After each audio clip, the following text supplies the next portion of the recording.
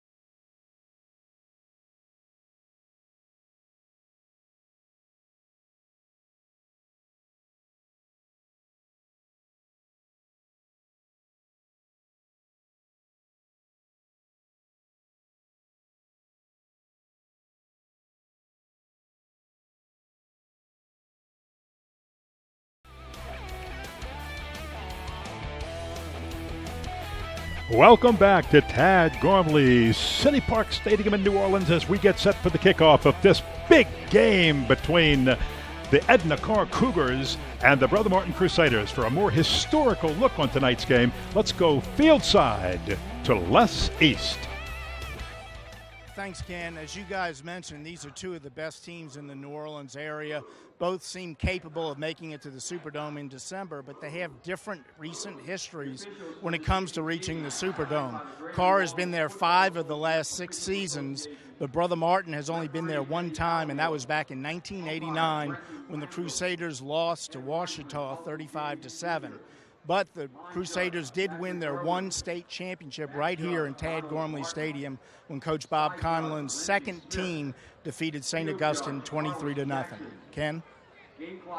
Thanks so much, Les. And I can remember Bobby Conlon. Many people remember Bobby Conlon and what he did for this program from 1970 to 1996, coming over from Corrier Zoo when St. Aloysius and Brother Martin had merged into one. Good look at Bryce Brown right there, the head coach of the Edna Karr Cougars in his second year. 11-5 took this team to the title game in the Louisiana Superdome and lost to Neville last year, but is continuing a program that was built, and he has just raised it to another level. Right, I tell you what, he's a longtime assistant at Karr, and I tell you what, Don Watney started that program back in its junior high days, and Bryce Brown has kind of carried on the tradition of what Coach Watney put in place way back years ago. Brother Martin coach Mark Bonise in his 8th year, 48-30 overall.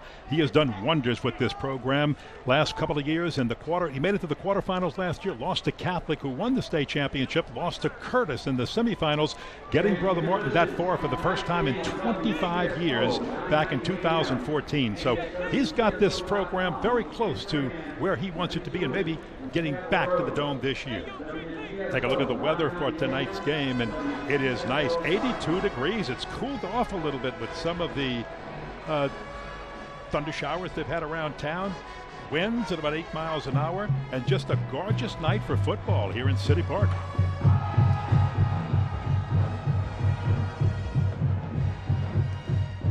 Last year, these two teams met, and it was a fabulous game. 44-41. Brother Martin snuck out of here with the victory. Bruce Jordan Swilling rushed for 249 yards. Blake Perilou had kicked a 30-yard field goal with a minute remaining to give Brother Martin the win. Karr made a valiant comeback, including an Alden Clark to Race McMath pass, which went 54 yards to the 25-yard line, but time had run out on the Karr Cougars last year, and they dropped a 3-point decision to the Brother Martin Crusaders. They'd like a little revenge tonight. Well, I'll tell you what, if we get half of that tonight, we're going to have ourselves an outstanding football game. I'll tell you what, you have as much athletic talent on that field as any game in high school that you would want. And like we mentioned in the pregame, there are a bunch of high school recruits that are out there playing tonight from both sides of the ball. Karr won the toss, and they want the football. No deferring. Bryce Brown says, give us the football. We will receive. And Newman and Luckett are deep. That's saying, let's put our skilled players up against that Brother Martin defense right away. Well, first thing I'm not going to do is kick it to him. I'm going to find somebody. I'm going to pooch the ball, sky kick, something of that nature. So we'll see exactly what Brother Martin plans to do with their kicking game right here. This will be a kind of a tell-all. Well, both Luckett, a running back, and Newman, a senior wide receiver, are very speedy, and two of an excellent crop of skilled players this Edna Karr team has. So you're right, this might be one time when the Crusaders decide they want to sky kick it, keep it short.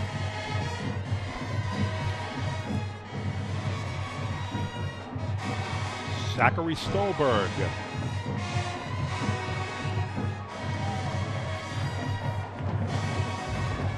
Actually, check that. It'll be Matthew Benatti to kick off. And he will sky kick it very short. Our players bump into each other. Won't get anything out of that one, but that eliminates the possibility of a long return by the Karr Cougars. So now into the game for the Karr Cougars comes quarterback Alden Clark. He is a senior. Ran this team for the last few years and has done a great job. An Arkansas State commit. He does everything very well, loves the little bitty short passes, and thus he has completed 67% of his passes. He can run, he can throw, and is just a master at the Cougar spread offense. On first down at the 33-yard line of Karr for the Cougars. He'll go from the gun, throw the screen on first down to DeJuan Dixon, the leading receiver. Dixon has it for a few yards. And DeJuan Dixon is just one of those key players we're going to be watching very closely for the Karr Cougars. We have a flag down. First play, first penalty of the ball game. Our referee tonight is Eddie Alamour.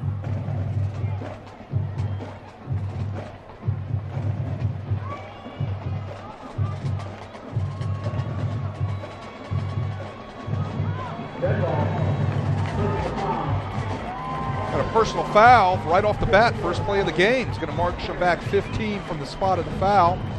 and that's not a good way to start off behind the chains like that. Well, it wiped out a good gain by Dixon, who's one of our players to watch, and there are a few other good ones. One you talked about in the open, which is the running back Santi Marshall also. Right, and I'll tell you what, also right there is McGrath, but the DeJuan Dixon, great hands, great speed, has been averaging 18.1 yards a catch this year so far in the past 2 games. He's a burner. So on first down, there's the toss out, and that's caught by McMath, and Race McMath breaks a tackle, and look at him go. These Karr receivers are so elusive. Brought down by Ryan Alfonso, but the Cougars strike quickly with a big play. You see a great pass right out there by Alden to McMath. He catches the ball and gets vertical. Needs to tuck that ball away because I tell you what, he'll get poked out real quick, but he has some burning speed also. 36-yard gain to the Brother Martin 40-yard line. Alden Clark will run it himself and go nowhere. The Brother Martin defense stuffs him, and we're going to keep an eye on a couple of these players to watch for the Crusader defense, including Matthew Clapp and that young man right there who made the tackle, Trey Swilling. Well, I'll tell you what, right there also in on that tackle on the option was Jabari Watts. We know about Trey Swilling. He's going to be a Georgia Tech commit, but Jabari Watts is leading this football team in tackles. He's a hard-hitting linebacker who is just everywhere on the field for the Crusaders so far this year. Race McMath again on the catch, and you see the Alden Clark short passing game out of this spread offense that's so effective. He gets the ball there quickly, and if you come up to play the receivers real tight, they'll throw it long and try to burn you. Or they're going to get the ball out into their athletes' hands, and McMath is one of those guys. They've just got a plethora of athletes that try to make something happen, and it creates one-on-one situations which are hard to defend. Third down 5 at the 35-yard line. This is a speed-up offense. They slow it down on this play. He's going to throw left. Has his man over there, and that again is caught by DeJuan Dixon. Didi, as we like to call him sometimes up here. Leading receiver, Benjamin Chaplin made the stop. Talking to the Brother Martin coaching staff prior to the game, they were so concerned about how they're going to match up with those number 1 wide receivers out there, McGrath and DeJuan Dixon. I tell you what, great job right there, a great tackle. That's how you match up. You make sure you tackle them when they catch the football. Good numbers, 236 yards, 2 touchdowns. Got a first down for his team on that one.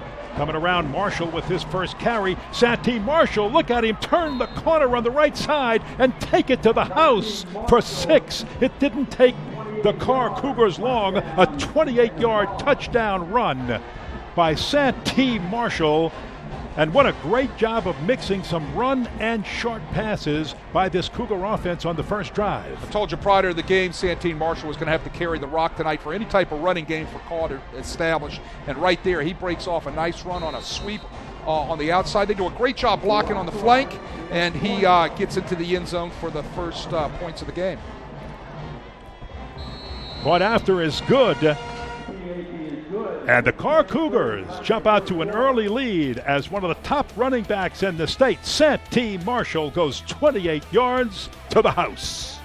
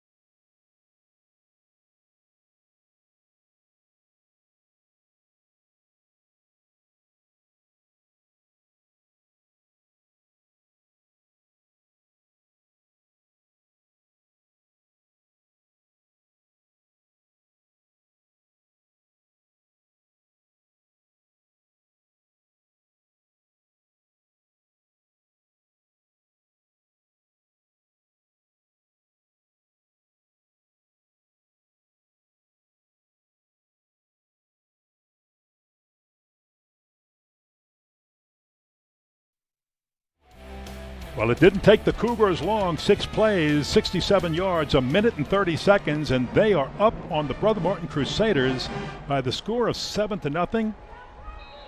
Akil Duranslat gets set to kick it off. If he goes deep, it'll either be Brady Faust or Bruce Jordan Swilling. And let's see, he will take it pretty deep. And this will be Faust for a few. Not bad field position for the Brother Martin Crusaders as John Paul Pierce trots out on the field.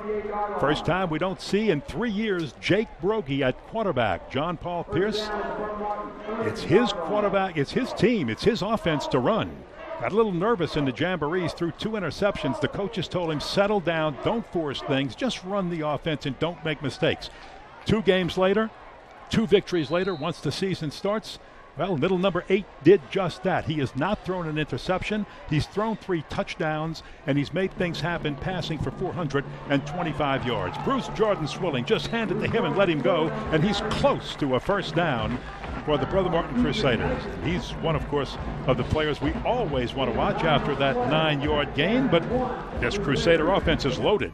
Oh, it is loaded. We just saw Bruce Jordan Swilling right there. But number 21, Eric Lasserre, he's an outstanding athlete. He's got great hands, and he does a great job blocking downfield for Bruce Jordan Swilling. Paul Boudreaux, outstanding offensive lineman who leads the way for that potent Martin offense. First throw complete to Patrian Hughes, and Hughes will move the chains. He's got that first down brought down by Derek Guyton. Well, this is a great way to get your young quarterback kind of into tune to what's going on in the game. They move the pocket, they sprint him out to his right, and they hit Patrian Hughes on a curl route for a nice pickup. Good look at Patrian Hughes right there. Big senior, good height, easy target at 6'4". They'll go to him quite often if they can. This time a quarterback keeper, and how about John Paul Pierce rushing? He had 67 yards rushing coming into the game and gets a few more. Now we've got some defensive players to watch because it's never easy when you have to stop Bruce Jordan Swilling and a Brother Martin offense. Well, the guy that's going to have to do it up front is Tyler Casby. He's the catalyst on that Cougar defensive line. He's their sack leader. He always seems to be causing some sort of devastation in opponents' backfields. He's going to have to come up big tonight to stop Mr. Swilling. Well, it's spelled a little different, but he's going to have to be the great Casby tonight in this game. There you go. Bruce Jordan starts one way, now decides to go the other, and look at him just bring people with him, carry tacklers with him. He's so hard to bring down, 6'1", 215 pounds. He's got that drive as a senior. Finally, Quindell Johnson holds on and makes the stop. Tell you what, getting back to John Paul Pierce for a second, we saw him run the ball on the quarterback keep here a few minutes ago. I tell you what, the biggest thing that he does is he keeps his feet moving, and he's a dual threat, throwing and keeping. You see a good look there at Swilling running the counter tray back to his left right there for a nice pickup. On first down, no surprise here. Back to Bruce Jordan Swilling. Just hand it to him and say, we're going to run Bruce Jordan until you prove you can stop him. Well, what Bruce Jordan Swilling gives your offense is it gives you a go-to guy. I mean, when you have an idea that what am I going to do here, I'm going to give the ball to number 9, and he's going to pick up that valuable yardage for us. I'll tell you what, nice blocking out there by Jeremy Singleton, who wasn't supposed to be playing tonight. They cleared him Wednesday. He had a slight knee injury from last week. And Gould chased him down from behind to make the stop. And here's the gift to Singleton, and Singleton on the carry all the way down near the goal line. He's down to the 5-yard line. A touchdown saving tackle by Devin Bush, but flags are down, so this one, who knows, might be coming back. Let's see. Well, I'll tell you what, Singleton's knee looked pretty good right there, make a nice little jump cut in the hole.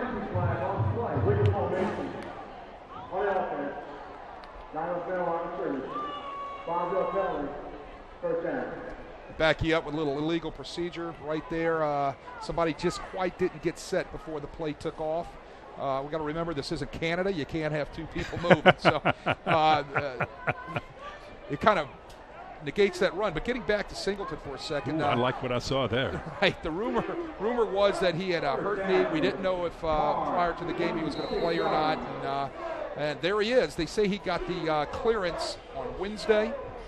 And he's ready to go. And I tell you what, that knee looked real good right there. I know Mark Bonice is glad that he showed that kind of agility on the first run. Singleton, the Houston commit, because he knows when he's got Singleton as both a wide receiver / running back and Bruce Jordan-Swilling, he's loaded in that backfield.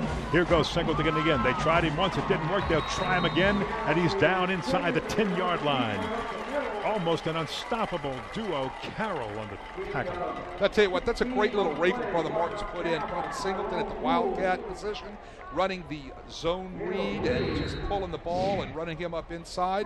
And he's an explosive athlete. Okay, receiver, wildcat quarterback, and he'll play some cornerback on defense sometimes. How's that for an all-around athlete for you? Good look at Singleton right there. He's going to take it from the Wildcat again, fake the give, keep it again. He's had success. This time the Cougars stuff him, though, at the 11-yard line. Quindell Johnson was waiting for the play that time. I'll tell you what, Quindell Johnson was sitting right there. He didn't take the fake to Bruce Jordan-Swilling, and he was sitting right there in the hole to make the tackle. Here's a good look at it. There's number 9 right there, Quindell Johnson making a nice tackle on a really good athlete. That brings up 2nd down and goal. Brother Martin threatening. Karr's already on the board. Good look at Quindell. 2 pass breaks up, 14 tackles. He's usually in the mix of it.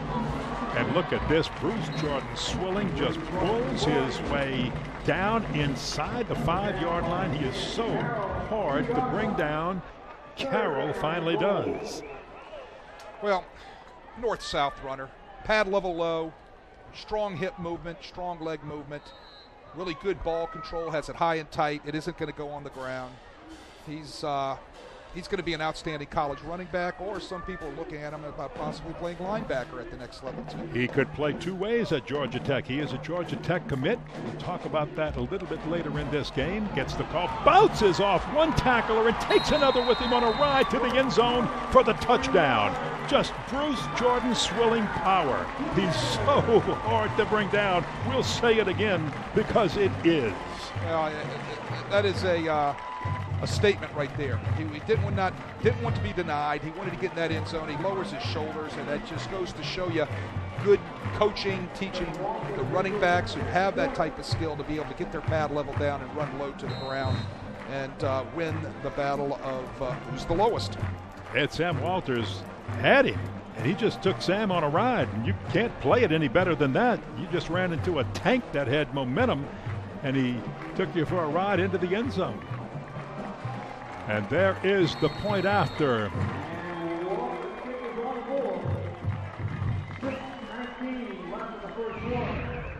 Sam Walters with the PAT. Nice level of his pads right there, and he just runs over the first defender and gets into the end zone. Bruce Jordan-Swilling enjoying a touchdown that ties this game up at 7, 6:19 to play in the first quarter. Let's take a look at our keys to victory, presented all season by Tachi Insurance in LaPlace. Insurance is not for what will happen, but for what could happen. Well, the Cougars got to stay on schedule. That's the thing they have to do. You know, if it's going to get into a scoring fest, they've got to match scoring fest. All right, they've got to match it, and then they got to somehow slow down Bruce Jordan-Swilling. Now the Martin it's got to play keep away. They've got to hold on to the ball like they did on that series, try to keep it out of that high octane offensive Karr, and somehow they've got to match Karr's speed, especially on the flank with the 2 real good wide receivers, McGrath and Dixon.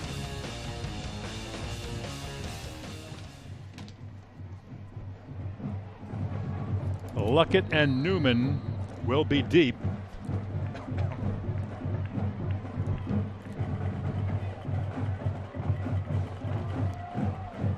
Walters didn't kick it to the deep man last time, but he will this time.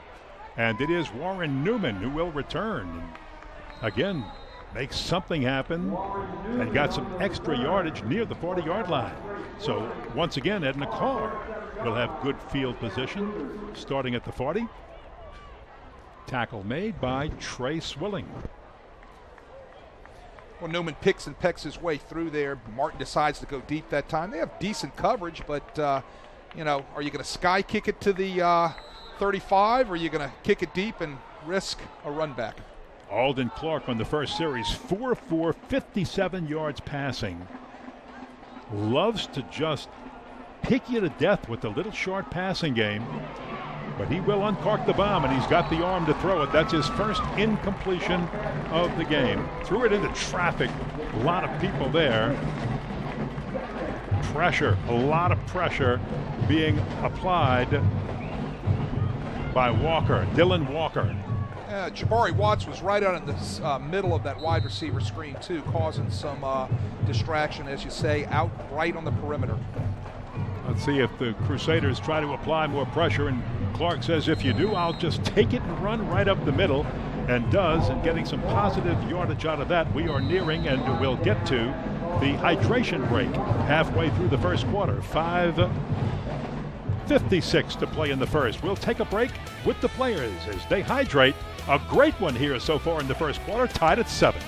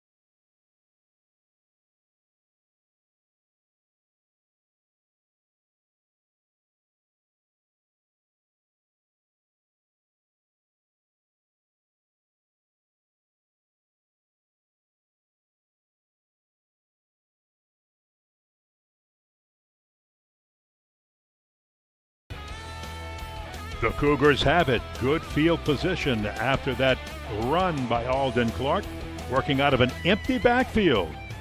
Spread offense is spread the length of the field. He will throw to the near side, has Dixon. Dixon breaks a tackle, and Dixon run out of bounds, but moves the chains for a Karr first down. Pushed out finally by Ryan Alfonso. Karr's working against a zone under 2 deep secondary at Brother Martin.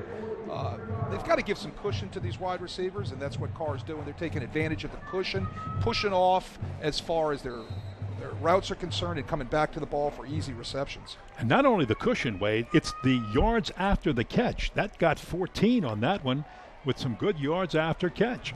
And here's a toss out to Calfani. Simmons, throwing to him for the first time tonight, makes his first reception and is finally stopped by Trey Swilling. McGrath does a nice job blocking for his fellow wide receiver out there, Simmons, on the edge. You'll see it here in a minute.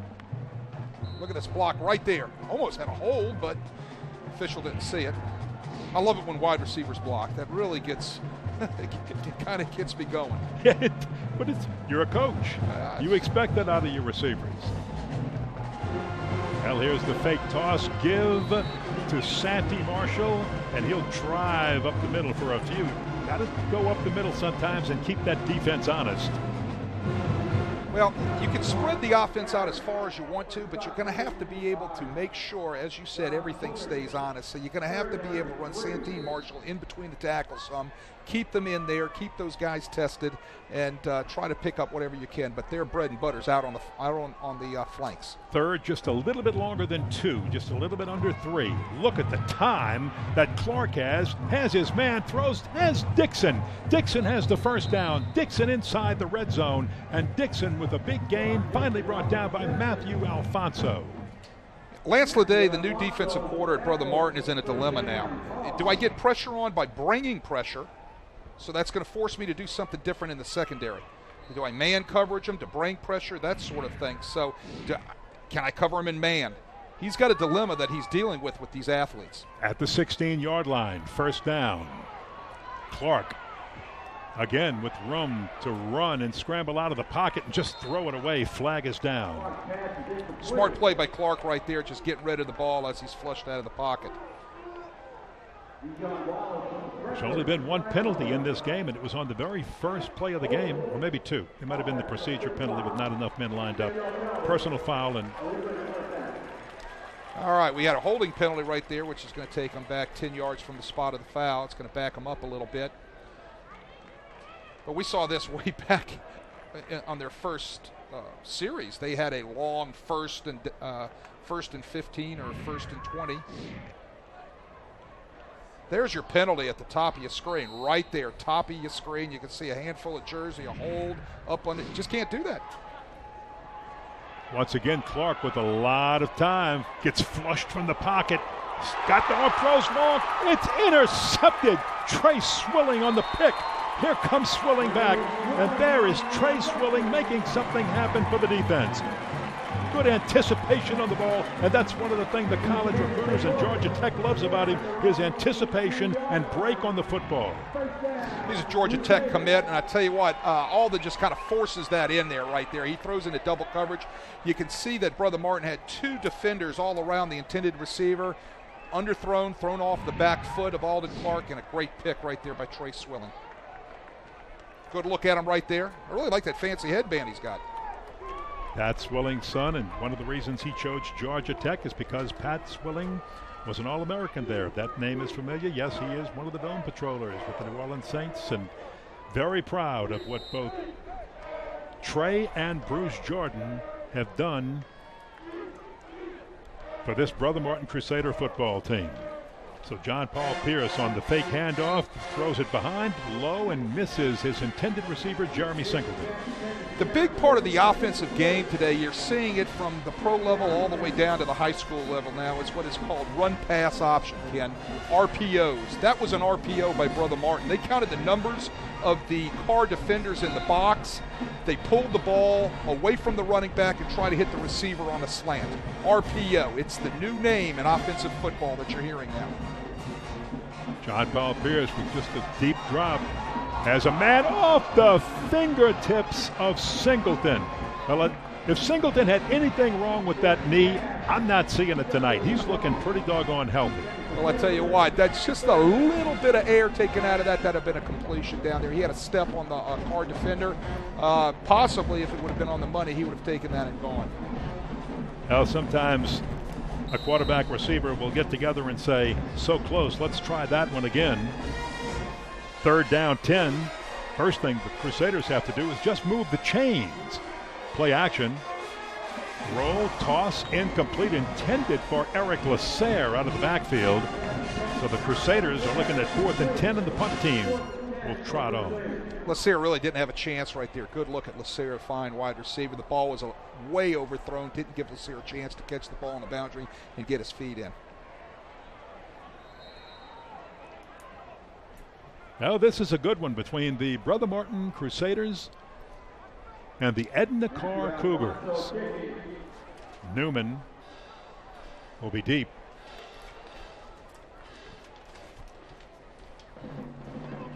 And here's your punt by Sam Walters.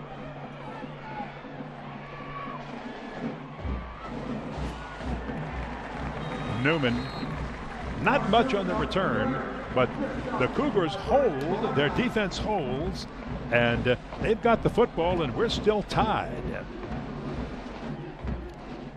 Tomorrow night on WHNO, it's a special Friday edition of the John Forcade Show presented by Veterans Ford. The former Shaw, Ole Miss, and Saints quarterback is joined by co-host Mike Detillier. They'll look ahead to the football weekend and much more. The John Forcade Show tomorrow night at 6, right here on WHNO TV 20. 1st and 10 for the Cougars. Going straight ahead. Tyreek Luckett with his first run up the middle. There's a good look at Clapp, who anchors that defensive line. I tell you what, he is one of the Clapp, I'll call it legacy at Brother Martin. Is that the right word? I think there's been a Brother Martin, I think there's been a Clapp playing at Brother Martin since they became Brother Martin. Goes all the way back to Dad Tommy. And he's a volunteer coach on the sidelines. What a jarring hit after the catch by Anthony Spurlock. And he was really whacked, a 12-yard gain. But Spurlock paid for it that time. great stick right there by Alfonso and Swilling. But I tell you what, that's a nice catch by Spurlock holding onto that ball. Got the first down with it. Right up the middle. Here goes Luckett, and Luckett will move the chains again, and you're seeing the skilled prowess of some of these skill position players that the Cougars have. Alfonso on the stop again, a 15-yard gain. So it's gains of 10 and 15 on 2 plays, and quickly the Cougars are almost to the red zone of the Crusaders. Good look at Luckett right there. He exploded on that inside zone right up the middle. Came into the season with only those 9 rushes, and it's just because Santee Marshall gets most of the rushes, and they use this short passing game as they did right there to Anthony Spurlock again on the left side, curling over near the sideline, catching it and going out of bounds.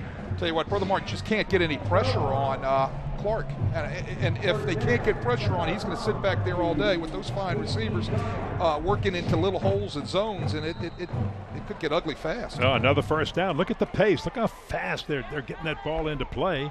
This is a run down near the 10-yard line, and once again, Tyreek Luckett resting Santee Marshall. Brother Martin right there did bring a blitz that time off their right edge, Swilling blitz off the right edge, but they ran the ball right up the middle, and he didn't get a chance to get to the hit. Fast-paced spread option, Indianapolis 500 type offense. Good give again, good fake again by Alden Clark as he gives that ball to Luckett, and he's just letting Luckett take it right up the middle, and they're getting good yardage out of it. That time Solomon Anderson was in on the tackle. It's an inside zone run play. It's one of the big plays you're seeing out of most offenses now, where they're trying to get a body on a body.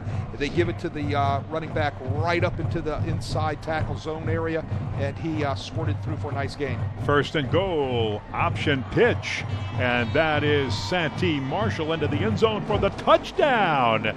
Made it look pretty easy, and again, that very fast-paced offense keeps the defense on its heels, not on its toes, and Karr shows how powerful they can be with that spread option offense. They got a nice mix going on here. You know, they're running the ball outside with the option. They're throwing the ball quickly on the flank. They're hitting nice little curl routes and square ends across the middle, and they're keeping those linebackers and defensive linemen honest inside with the inside zone running game. They have a really nice little mix of offense going on right now.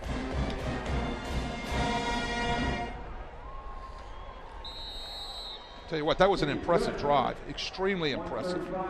You're not kidding. Extra point is good by Akili Duran-Slat. And the Cougars have taken the lead by a touchdown, 14-7. Lead option right there. There's no, speed option right there. It's not lead option. There's no lead blocker. They option the outside linebacker. He commits to the quarterback. They give up to the pitch, and he walks into the end zone. SportsNola.com Prep Football, presented by First NBC Bank, premieres Friday night with a non-district matchup between Archbishop Hannon and St. Martin's. Catch the Hawks and Saints Friday night at 7, live at SportsNola.com. Well, I'm impressed, very impressed with both of these teams, but especially with this Karr fast-paced spread option offense, and Bryce Brown has to just be tickled pink from what he's seen. Outside of maybe a penalty or two, he's got to be very happy with what this offense has delivered so far. What's impressive is they haven't put the ball on the ground. They're hitting on all cylinders when it comes to staying in control of their offense. A couple of miscues on a holding penalty and a personal foul, but other than that, I tell you what, these guys are clicking on all cylinders. 6-play drive, took 1 minute 58 seconds, covered 59 yards, and the Cougars have a 1-touchdown lead over the Crusaders. We're down to the final minute and a half or so of this first quarter, and it has been an explosive one. They'll kick it deep, and Faust lets it go out of bounds for the better field position to start this next drive for the Crusaders. So they have a little more than a minute and a half to go in this first quarter.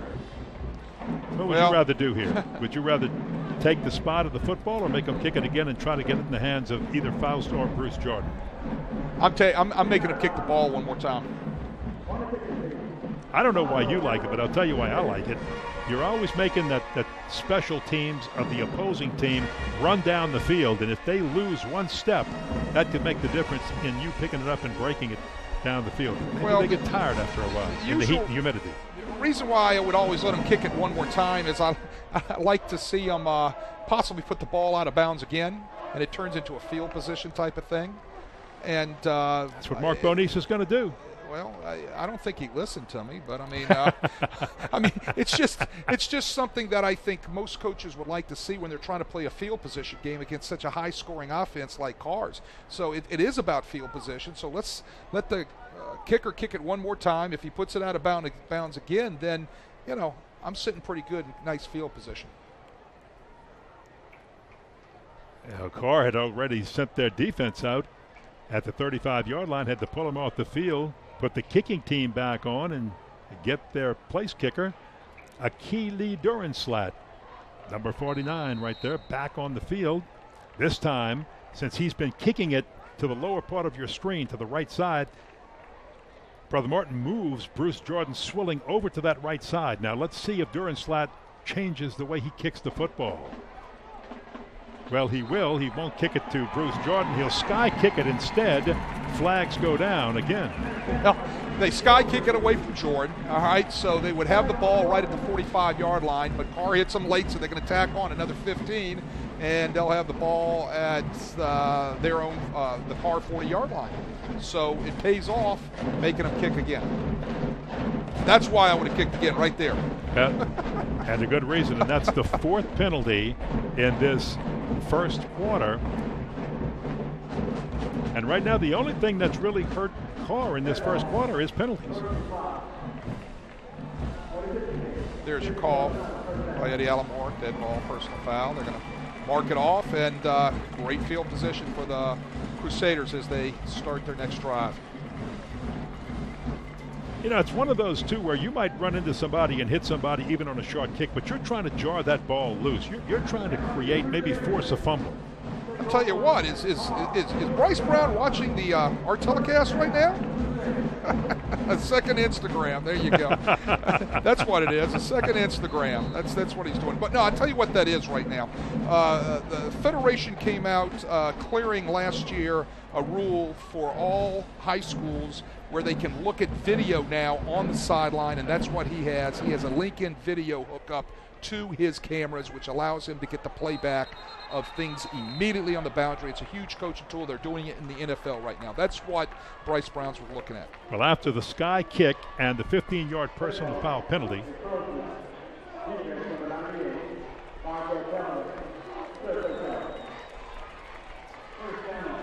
that gives Brother Martin great field position. Right. That's the fifth penalty, 50 yards in penalties for Karr in the first quarter alone, with again just a little over 90 seconds to go in the first quarter. That's hurt him more than anything else. Brother Martin, one penalty for 5 yards.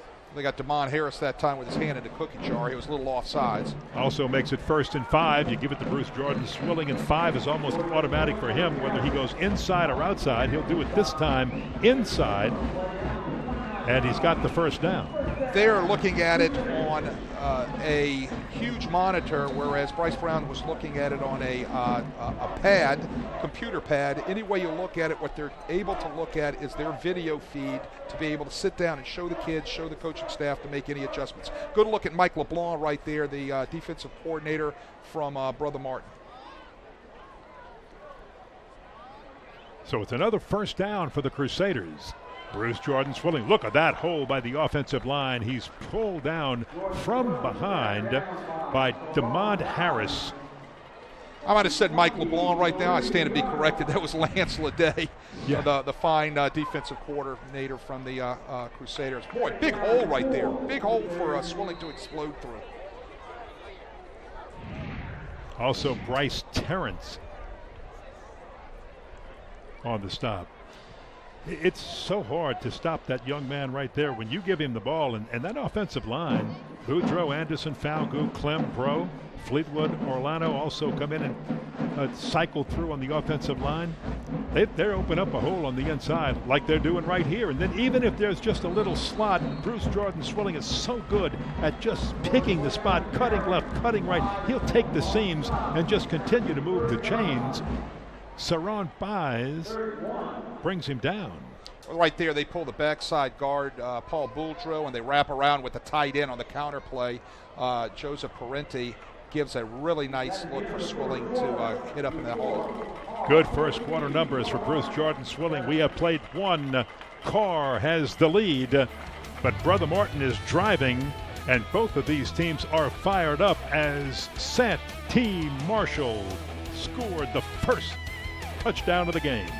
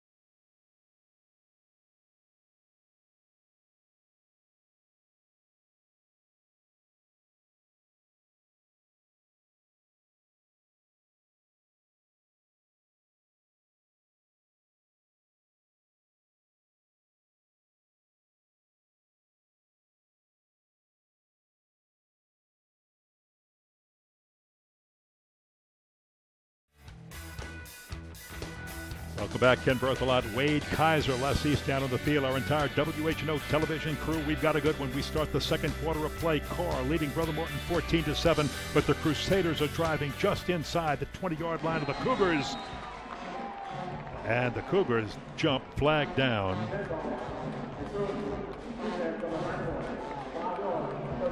That's third down and 1. My goodness. Yeah, second time tonight. That time they got the fine defensive linebacker, defensive lineman Tyler Casby. But they've got to be doing something with their cadence to be able to pull them off in that particular situation, whether they're going on two and they're making all types of sounds from the quarterback to be able to draw them off sides. This is the second time it's happened tonight. 6 penalties, 55 yards, and that one allows the Crusaders to enjoy a first down. Credit John Paul Pierce for that cadence change, and this is a gift to Bruce Jordan Swilling, and like Marshall Santee, who can stop him, he takes it all the way into the end zone. Touchdown, Bruce Jordan Swilling. Well, we are one extra point away from being tied again. Right, it started up front, great blocking up front, but I tell you what, when he gets to the sidelines, he better pat his buddy on the back, Jeremy Singleton, because Jeremy Singleton laid the block out on the edge to be able to let him walk into the end zone. Great block by number 3, Jeremy Singleton. On the first play of the second quarter, the Crusaders are close to tying this one up.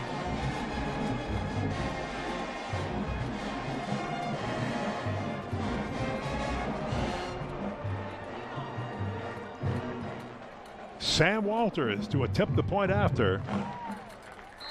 And it's good. We are tied with 11:54 to play in the first half.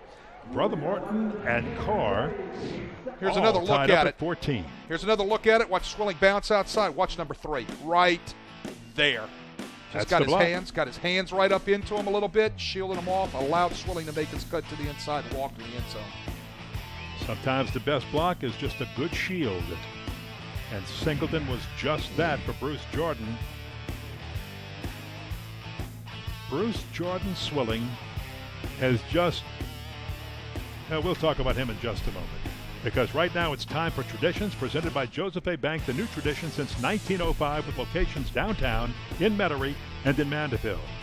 Venerable Tad Gormley Stadium celebrates a pair of anniversaries this month. Tomorrow marks 52 years since the Beatles performed in front of a sellout crowd here in 1964, and next week will mark the 10th anniversary of the first football game played here after Hurricane Katrina, matching Brother Martin and Higgins. Were you at that concert in '64, Ken? I tried to get there. Couldn't get tickets. I was 4 years old. $5 was a lot of money. It was a $5 ticket, and that was a lot of money back then. I was in high school. Les East, downstairs, some of your thoughts. You were probably at that Beatles concert. Yeah, guys, you know, this game's turning into a track meet here with all the touchdowns, and there was quite an interesting track and field meet held here in 1992. It was really the renaissance of Tad Gormley Stadium. $8 million in renovations got the stadium up to speed for the Olympic trials, and we had people such as Carl Lewis and Jackie Joyner-Kersee qualifying for the Barcelona Olympics here. It's probably best known for the Butch Reynolds litigation over his drug testing, and also for Dan O'Brien no hiding in the pole vault and the decathlon. But also a lot of Olympians appeared here in 1992. Back to you, Ken. Thanks, Les. And while you were doing that, Brother Martin was getting a little tricky. They tried the onside kick. We have a flag down? I don't know if the ball went 10 yards. We're going to get the call here in a minute. We'll take another look. That? All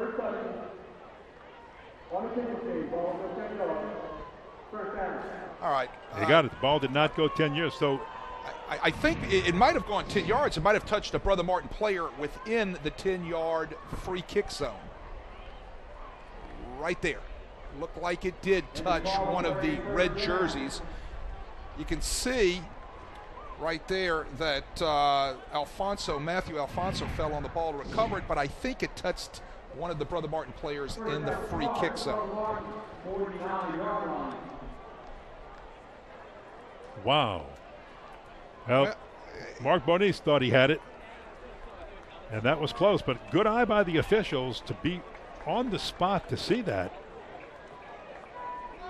And how about that gamble by Mark Bonise right here? I get it. You know, he's trying to steal a possession. He's trying to steal a possession. I understand exactly what he's doing, trying to get a little momentum.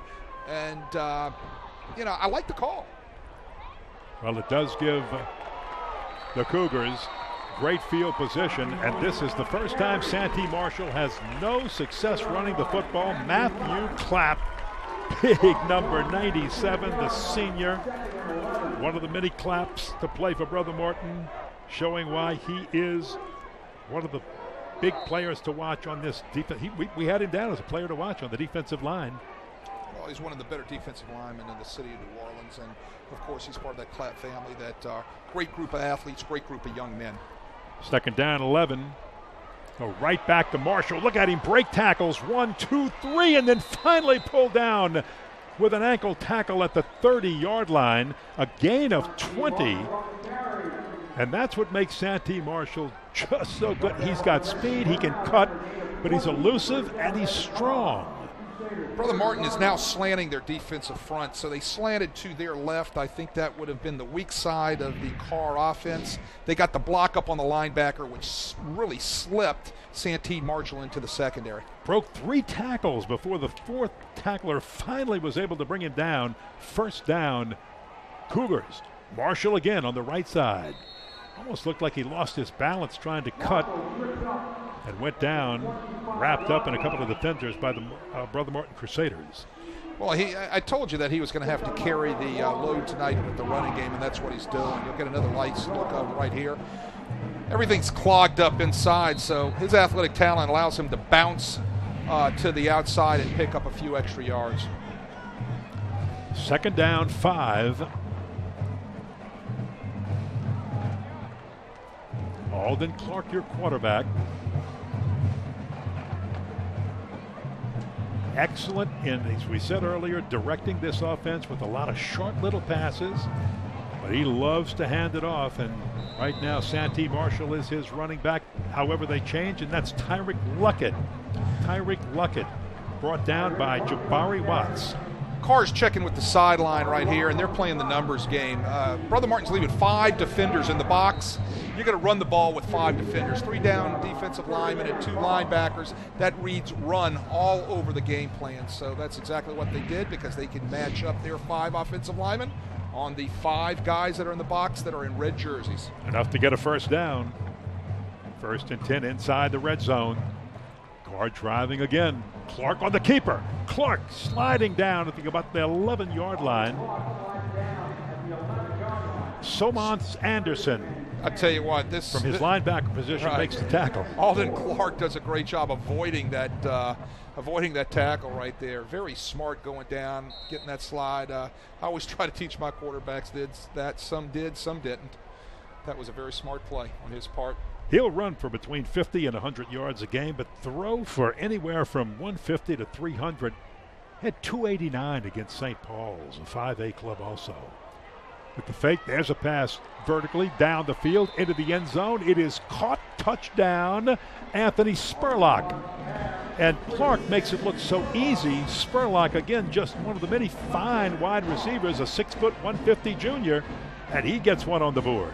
Spurlock runs a great route, gets inside the defender for the slant route or the quick post, and then Karr puts it right on the money. Brother Martin brings a blitz right there, but it's get picked up nicely by that Karr offensive line. Those guys are doing a great job up front for the Cougars.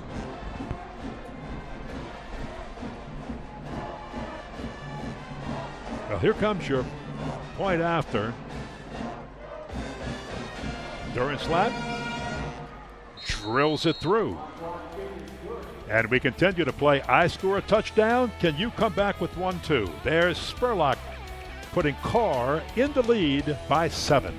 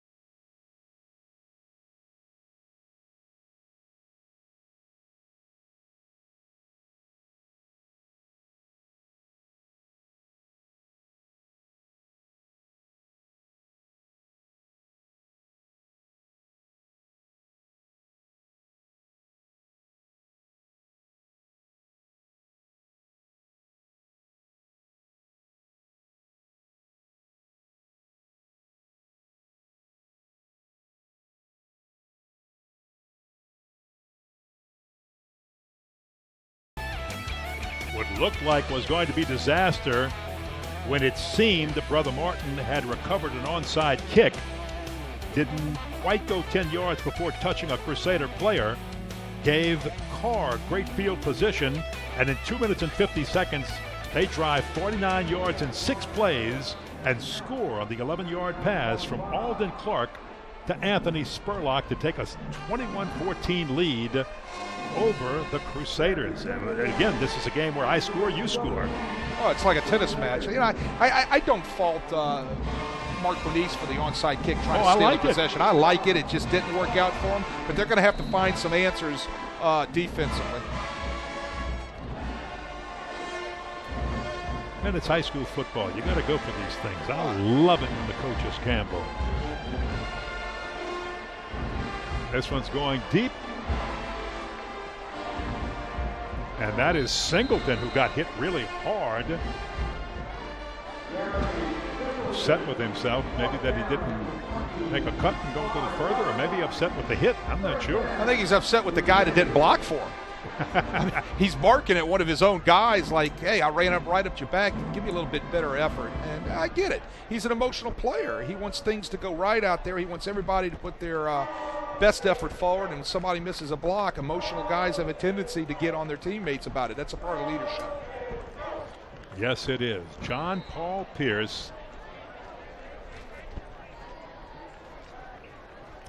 And again, taking over for the 3-year starter, Jake Brogy. And he has done such a fine job in these first 2 games after a shaky jamboree, and the coaches are so proud of him. Bruce Jordan Swilling running through that hole looked like a man among boys. Well, they're wrapping around their backside guard. I believe that's Paul Boudreaux wrapping up into the hole, creating an isolation type of play for Swilling to hit. Here comes your guard right into your picture. That's number 67, Darrell Anderson. wrapping around into the hole, blocking the linebacker, giving a huge isolation look for Jordan to accelerate up into. 13-yard gain brought down by Quindell Johnson and Chance Carroll. It's just so hard, as we have said so many times before, to stop the big man. This time to fake to him, toss out to Singleton. Singleton with one move, and the second one won't work. Quindell Johnson wrestles him to the ground.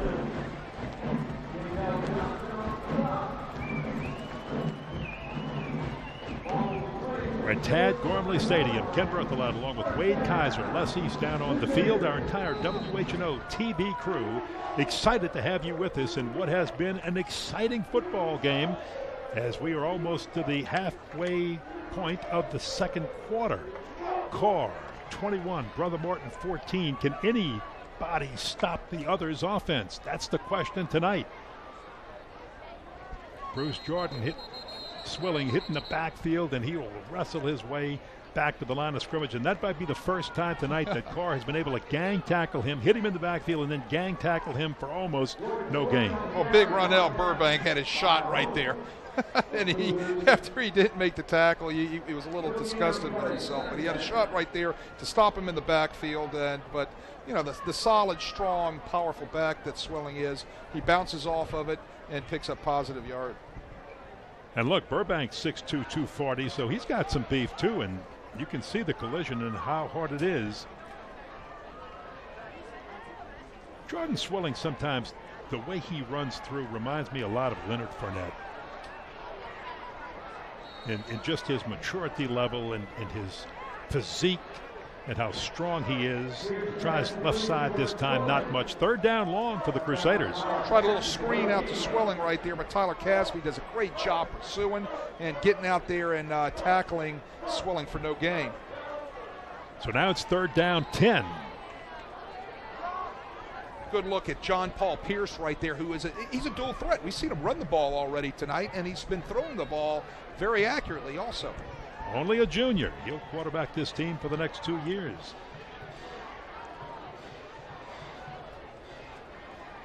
Good play action. He's flush, drops the football, and will lose lots of yardage on that one. Just comes right out of his hands and drops on the ground. I feel for the young man. Sets his feet, keeps his eyes downfield. It just falls out of his hands, and smart move. He falls on it to not take any more loss. You know, all the way back to the 37-yard line of the Crusaders, forces them to punt the football away. Mark Bonice right there talking to him, telling him what to look for, what to do. Mark Bonice does a great job developing young quarterbacks, and he'll do a great job developing John Paul Pierce. Another flag down here.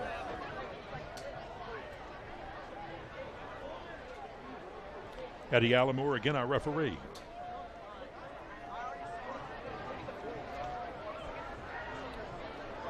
All right, he called a timeout on himself. I don't know if it's something he's coming over to discuss with Mark Bonice, or if he's going to take the heat and humidity timeout. And now would be the good time to take the hydration break, because you broke the momentum. Let's see what Mark Bonice has to say about it.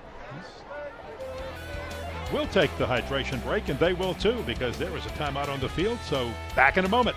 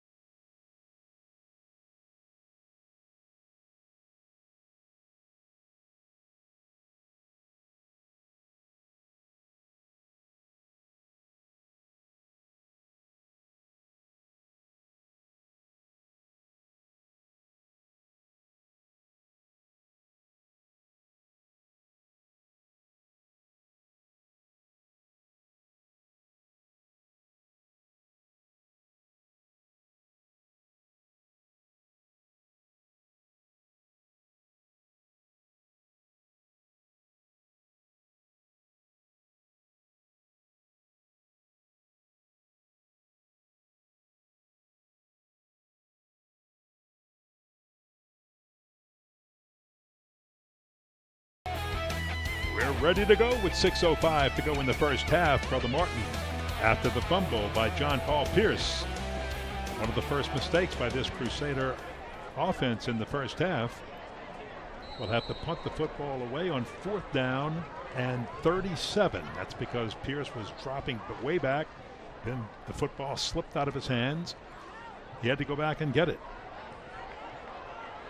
Newman didn't call for the fair catch. He's trying to use the official as a screen, and a beautiful shoestring tackle by Bo Rantlin. Nice tackle by Bo Rantlin right there. I'll tell you what, good coverage and good shoestring tackle. If you're injured on Friday, the Ochsner Sports Medicine Institute is open on both the North and South Shore for Saturday morning clinic. Ochsner Sports Medicine, the region's most comprehensive sports medicine services.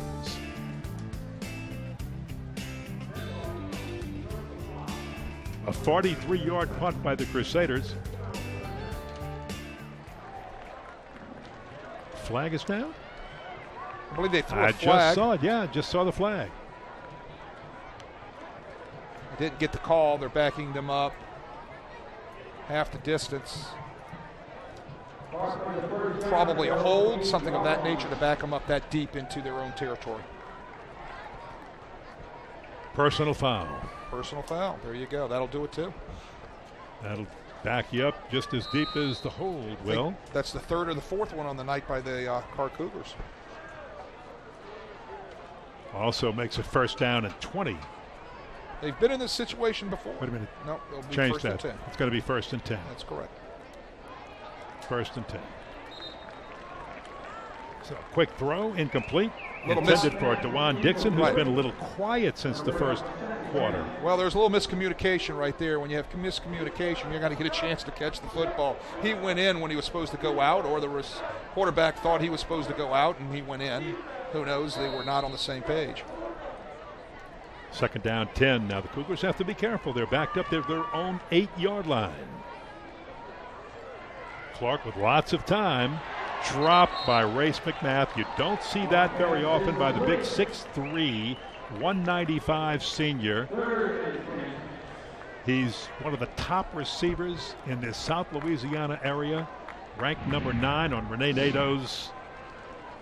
Well, I think he might have heard footsteps here, Ken. Kind of took his eyes off the ball, and here comes in number 22. I think that is Matthew Alfonso. I knew it was one of the Alfonso brothers, and came in and put a good stick on him. 3rd down, 10. Object here is move the chains. With one protector in the backfield and a foot in the end zone. Now he'll scramble and is brought down from behind by Vajon Wallace. Well, that's a coverage sack, Ken. I tell you what, Brother Mark, defense right there in the secondary had everybody covered up, nowhere to go with that ball. And right there you had Vajon Wallace coming off the edge to make a tackle. Senior defensive lineman. He's looking, nothing. And then here comes the senior defensive tackle, Vajon Wallace. Credit the secondary and Brother Martin for that. Good look at Vajon Wallace right there. 3 tackles on the season and a sack to his credit.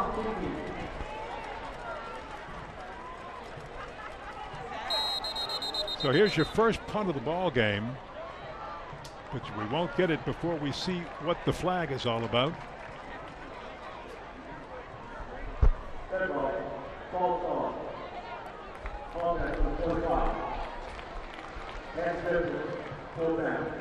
False start by the tight end position of the Karr punt team. It's going to back them up inside their 5-yard line. The question is Martin going to bring a block, or do they set up the return? LeBeau is the punter. Short punt. And then takes a Brother Martin roll at the end back inside the 30-yard line. So the Crusaders will have excellent field position with just under 5 minutes to go here in this first half of play. The first NBC Bank Prep Showcase heads to St. Charles Parish next week as Hahnville faces Destrehan in a District 7 5A rivalry matchup. Watch it live on SportsNola.com next Friday at 7 and catch the rebroadcast Saturday, September the 24th at noon on WHNO. That's Hahnville and Destrehan next week on the first NBC Bank Prep Showcase. Should we say the word rivalry with those two? I think that's a rivalry. 1st and 10 at the 27-yard line. And Singleton, as dangerous as he is, either as a wide receiver or wildcat runner, runs it this time to move the chains for another first down. It's a great change-up that Bonis and Mike LeBlanc, the fine offensive coordinator, the Crusaders do. They bring in Singleton right there. They fake Swilling, and he pulls it out and runs the backside keep. Nice pickup. Chance Carroll finally runs him out of bounds, but not till the chains move. 1st and 10 at the 12-yard line. Crusaders threatening, trailing by 7, trying to tie it up. They fake it to Jordan Swilling. And then the keeper. Singleton not showing any signs of the knee injury that he suffered a little earlier this season. Looks like he might be very healthy because he's made some strong cuts, good runs. Well, he was cleared on Wednesday, as I was told by the coaching staff, and they felt like he was ready to go. He didn't want to miss this, knowing him and the competitive nature that he has, and so he's done a nice job so far tonight. 2nd down. Look at the hole for Bruce Jordan Swilling over the right side. He's inside the 5-yard line, and that'll be 1st and goal for the Crusaders. Look, check that. It's going to be 3rd and short. Great blocking up front. Great blocking up front to set up the 3rd and short. He comes right off tackle on the outside stretch play and gets almost down inside the 5-yard line. 3rd down and 2 from the 4-yard line. Flags down again. Little illegal procedure. This one's going to be, I think, on the Cougars. Well, they got him again. This time, Tyler Casby for the 2nd time tonight. He jumps off sides. I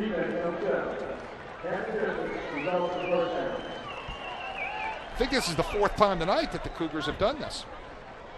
And every time it's happened, John Paul Pierce has been at quarterback. So you're right, it might be something with his cadence.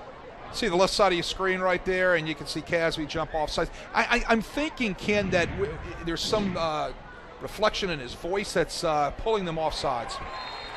Right up the middle goes Bruce Jordan Swilling. He's into the end zone. Touchdown. Touchdown from 3 yards out. Untouched. Nobody was there to contest him. He just walks right in. Great job by the offensive line of Brother Martin. Nobody there from Karr to stop him. An extra point away again. Sam Walters' toe for Brother Martin can make this a tie ball game with 3:10 to go before halftime. Good look from the end zone camera. Splits the uprights. We are tied at 21. It is an offensive shootout and an explosive display of power football.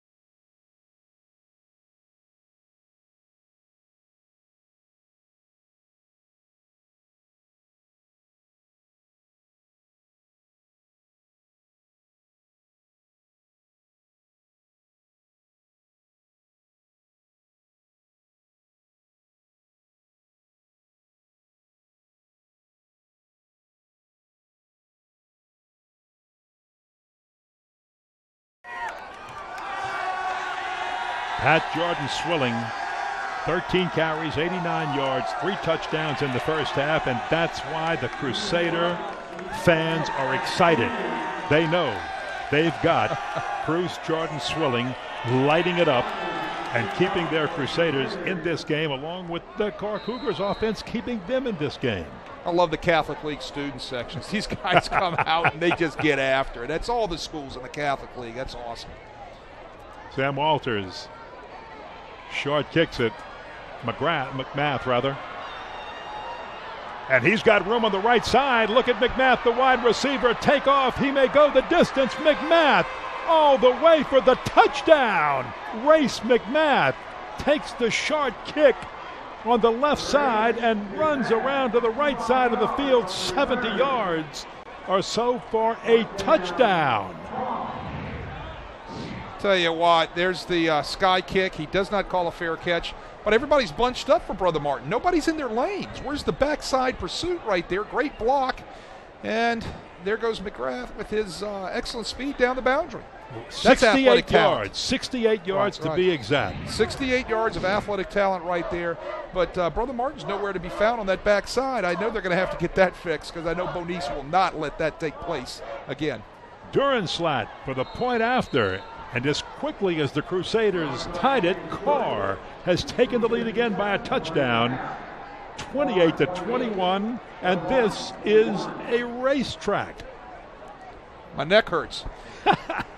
Wow. It's like I'm at the U.S. Open and the tennis ball's going back and forth here. A 68-yard touchdown, a kickoff return for a touchdown by Race McMath. Look at this block right there. Saw Trey Swilling was the contained man on Brother Martin's left-hand side, but he gets blocked. Everybody else was all bunched up insides and outside their lanes. Hey. You got to stay as deep as the ball, and you got to stay on leverage as the ball, and there was no leverage right there. Mondays on WHNO Sports. It's Sports Nola TV. Hall of Famer Ricky Jackson, Brian Ellie Walsh, and host Ken Trahan break down the Saints college and prep action and debate the hot topics of the week. That's Sports Nola TV each Monday at 6, right here on WHNO TV. I bet you Ken Trahan was at that Beatles concert back in the 60s. He probably broadcast it. I wouldn't be surprised. There he is doing a game on radio tonight.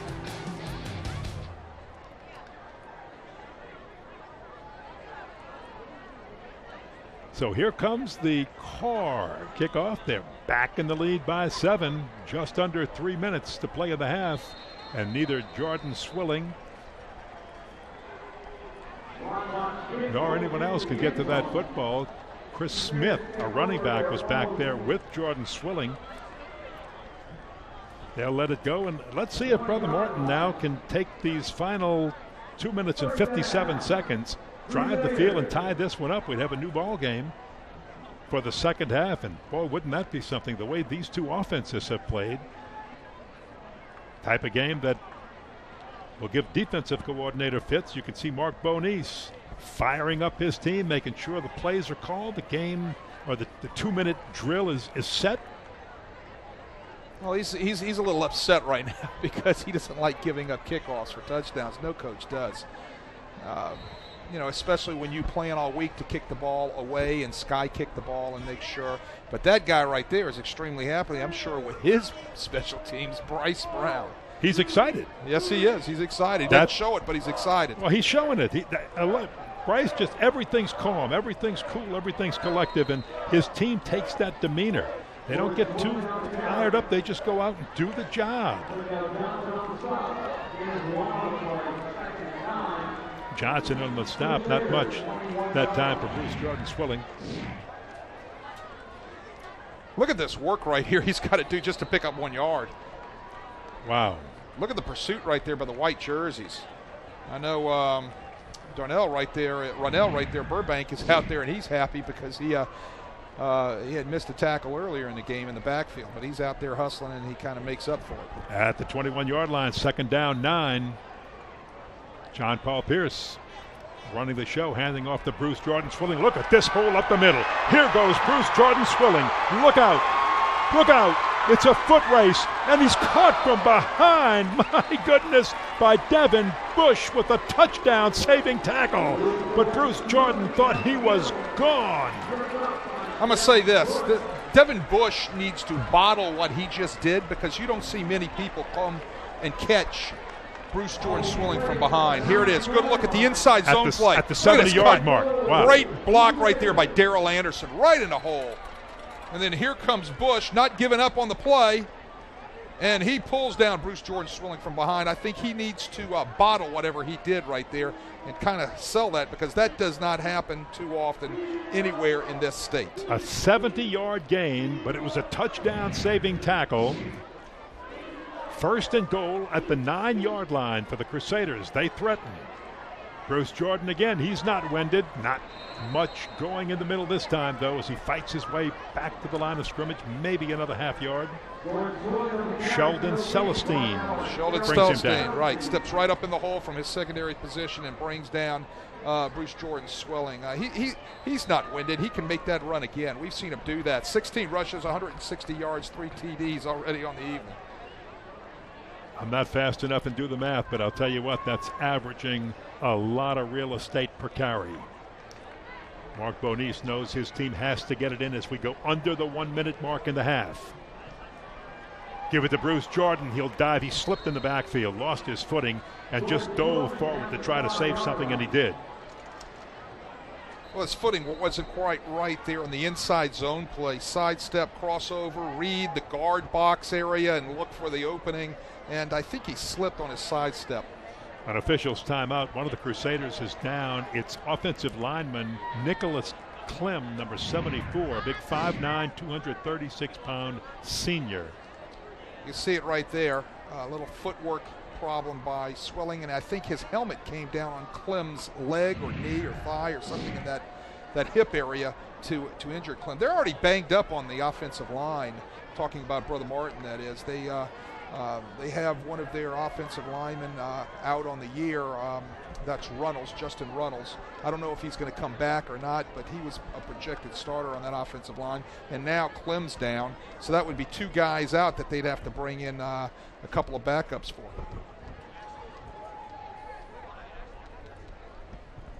They're looking at his knee, Tulane team ankle physician area. Greg Stewart out there at Tulane Sports Medicine helping out. This offensive line lost a lot of people, and as a matter of fact, they lost 4 of the 5 starters on that offensive line, but all of these guys played last year. Most of these guys had a lot of playing time, and they came back, and this is a senior-laden offensive line. You've got 4 seniors and 1 junior, and in these first 3 games, they have done a fabulous job of clearing out the defense and creating seams or gigantic holes for Bruce Jordan Swilling. That's the thing about Bruce Jordan, and Mark Bonice knows this. You don't need a gigantic hole. You just need a little seam. He'll weave his way through it. Well, he's got great vision, and that's trademark of a fine running back. Pad level, great vision. There's Clem getting up, running off. That's good to see right there. I mean, I know what he told that doctor right there. I'm fine. Get me up. Leave me alone. I know I got to come out one play because that's the rules, but I want in for the next one. Look at that. He's a warrior. Look at that helmet. It's all marked up and scuffed up. He's all rocked up. He's got his sleeves up tight. He's got a sleeve on his elbow. This guy ain't staying out of the game. Look at him.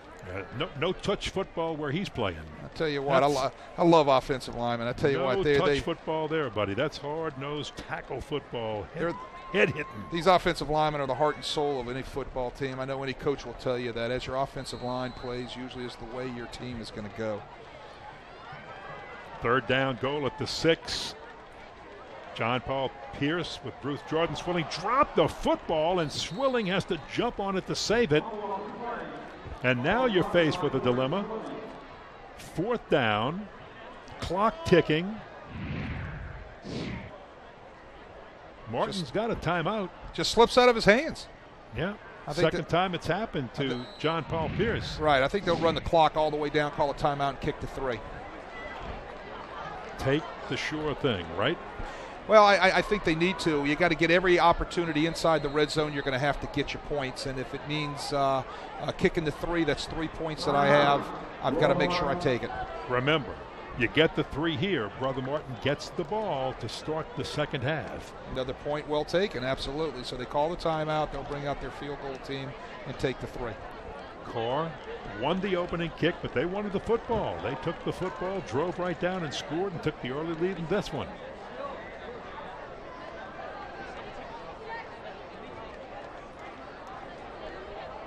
Now the Crusaders want to put this on the foot of Sam Walters.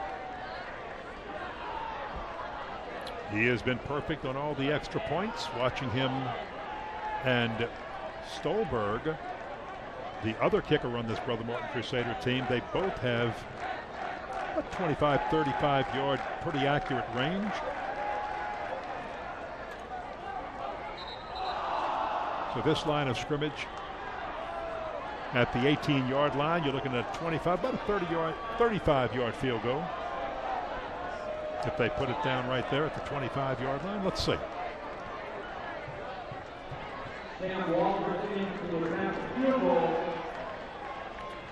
Watching Walters before the game, this well within his range. It's going to be a 24-yard, officially, 24-yard field goal. Oh, the old ice play. And this could happen 2 more times. I've never done that. On purpose. You may have. Oh, look, was that coach calling it timeout? Well, you know, I would like somebody to run the statistics and the data on icing a kicker, and does it really work, or does it not work? It all depends on the psyche of the place kicker. I think it depends on, does it make the guy on defense, the head coach, feel better that he did everything he possibly could to try to disrupt that kick? Well, think of this too. For the last few years, you had Blake Perilou as your kicker, so you've got a brand new young man coming in to assume the kicking duties here. He's been in a battle with Zachary Stolberg for it. A lot of things got to go right in this. Faust has to get the ball down. That's Brady Faust, number 6, and you got to have a good snap by your short snapper. Still a 24-yarder, no icing on this one. He gets it up, and it is good. And that is the end of the first half. But maybe it's not. There's a penalty flag on the field. Roughing the kicker. And they're going to have a choice here. If it is roughing the kicker, will they want to take it on a kickoff, or do they want to move the ball closer and go for the touchdown? And you go for the touchdown. I think you take it on the kickoff, and you what, get great field position to start the second half, because remember, the Crusaders get the ball. They're receiving to start the second half. Eddie Alabor.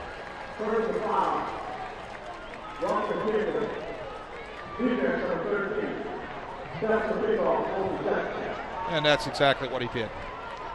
28-24. What an exciting first half here at Tad Gormley's City Park Stadium, New Orleans. Karr leading Brother Martin. First half ends on a field goal by the Crusaders.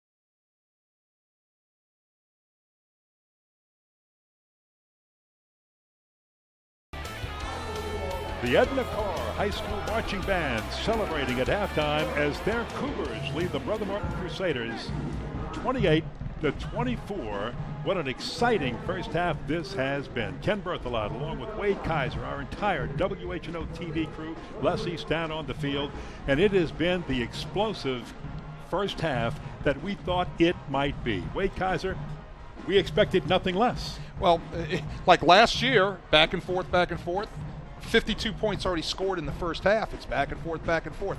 My neck hurts. I mean, like it's up and down, match. up and down. You know, they've got to find some answers, and I tell you what, this is a great, exciting show, but if you like defense, this isn't the game. Bruce Jordan Swilling, impossible to stop, and he's one of the reasons that the Crusaders have 24 on the board right now. North and south runner, great speed, great balance, great agility, great pad level. That's what I really like about Bruce Jordan Swilling. But I tell you what, he's running behind a really fine offensive line tonight, and he's rolling. 160 yards in the first half, 3 touchdowns. What adjustments does Bryce make in the halftime locker room to try to stop him, slow him down? Well, I think first thing they've got to do, they're going to have to do something about controlling the offensive line, defensive line of scrimmage with their up front 4 guys. That they're not doing that. They've jumped off sides 4 times tonight, getting drawn off sides and setting up first and 5s and third and shorts and things of that nature. So they're going to have to make some changes up front on the defensive line, move people around, do some slanting, something like that, in order to get some penetration to stop him in the backfield. As hard as it's been to stop the Brother Martin Crusaders, it's been just as difficult for the Crusaders to stop this high-powered offense of the Karr Cougars. So if you're Mark Bonis, what do you do? What adjustments do you make to stop this Alden Clark and his explosive pocket of weapons? He's got weapons. That's the key. And he spreads them all over the field. I mean, they're going to spread in empty formations. They're going to be in 3-by-1, 2-by-2, and that puts pressure on the Brother Martin defense just simply from the standpoint that if we're a 3-man front, I'm going to have to bring linebackers to get some pressure on the quarterback when he throws the football. So what do I have to do? I'm going to have to match up outside with these wide receivers. So when I do match up with those guys outside the wide receivers, I've got the advantage because I'm a lot faster and I can get past you and they can throw the ball deep. The other thing is, when there's 5 in the box for Brother Martin, they're going to run the football. And Santee Marshall is running the ball well tonight, and that offensive line from Karr is doing a good job when they have the numbers inside to run the football. Aren't you glad you're not a defensive coordinator in this game for either team, Brother Martin or Karr? It's going to be a fun second half. We'll be back with more of our halftime as we watch the Karr band on the field at Tad Gormley. Back with more halftime in a moment.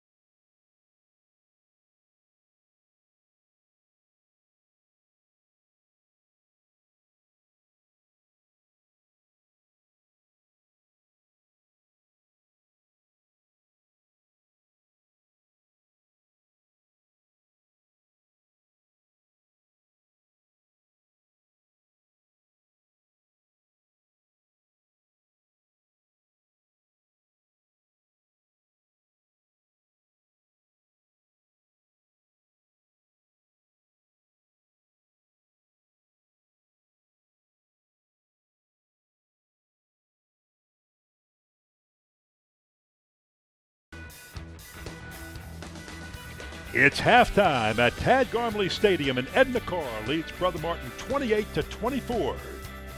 Les East has a guest on the sideline. Les, take it away with your guest. Thanks, Ken. I'm down here on the sideline with Tommy Mitchell, who's the assistant to the president for alumni and development at Brother Martin High School. Tommy, we're a couple of weeks into the school year now. Tell us how the semester's has it gotten off to a good start, and what's happening around Brother Martin? Sure, Les. Yeah, we've gotten off to a great start at school this year. You know how it is. You were in school, I was in school. Classes start in mid-August, and by after Labor Day, everybody's back into their routine and getting set into a routine and doing things. And, football season at the beginning of the year is always a big thing and creates some excitement and generates some excitement. And so our school's off to a great start this year. In addition to football season, we are now in admissions season, as I understand it. A lot of activities going on at all schools to try and introduce what the school is all about to prospective students and their parents. Tell us the activities y'all have planned at Brother Martin. Yes, we have several things that allow prospective students and their families to come see what we're about at Brother Martin. We have a couple of information nights scheduled where parents and students can come to school and hear a presentation and ask questions. On several, starting next Monday, on most Mondays and Fridays, between now and the open house, we have school day tours, which is about a 3-hour period during the day where a student can come and spend the day at school and, see what an actual school day at Brother Martin's about. And then next Friday night, we have what we call Crusader Discovery Night from 5 to 9 p.m., and students can come, get dropped off, and spend 4 hours learning what it's like to be a Crusader at school. And then finally, it caps off with our open house on Thursday, November 10th from 5 to 9. And so any of these activities, any students interested in coming to find out about school, they can simply just contact our admissions office and our admissions director, Carlos Bogrand, and schedule a time to come find out what we have going on. Wow, that's almost a semester-long process of introducing the school to the prospective students. Tell me about the day visits a little bit more, because that's something I'm not familiar with. Is that a relatively new thing to let them get a feel for what it would be like when they go to school during the day? No, actually, we've been doing those for quite a few years now, and the students will get dropped off. They'll have a presentation in the mall from our principal and Greg Rando and our admissions director and some students, and then they'll just get to tour around school and see some of the classes going on and what's happening at school and things like that. And it gives them a real good feel for what it would be like to be at Brother Martin. So we think it's a great way for students to come and find out if we're the right fit for them. Now, y'all obviously have a lot planned here in the short term, but you always have to be looking long term. What's the future hold at Brother Martin? Yeah, you're always looking long term to improve your facilities and your entire school. And we're in the process now of looking at phase 3 of our master plan, and some of the things being talked about are a new library, renovation to our kitchen and our student mall area and commons, and some renovations to Conlin Gym and some athletic upgrades and things. So we're in the process of working on that now and seeing what we can put together, because we always want to try to be the best we can possibly be and provide the best for our students in facilities, academics, every area you could think of. So that's kind of what we're looking for in the near future here. So, okay, thank you, Tommy. That's Tommy Mitchell with Brother Martin High School, and now we're going to take another break and be back with more of our halftime of the Brother Martin and Karr football game.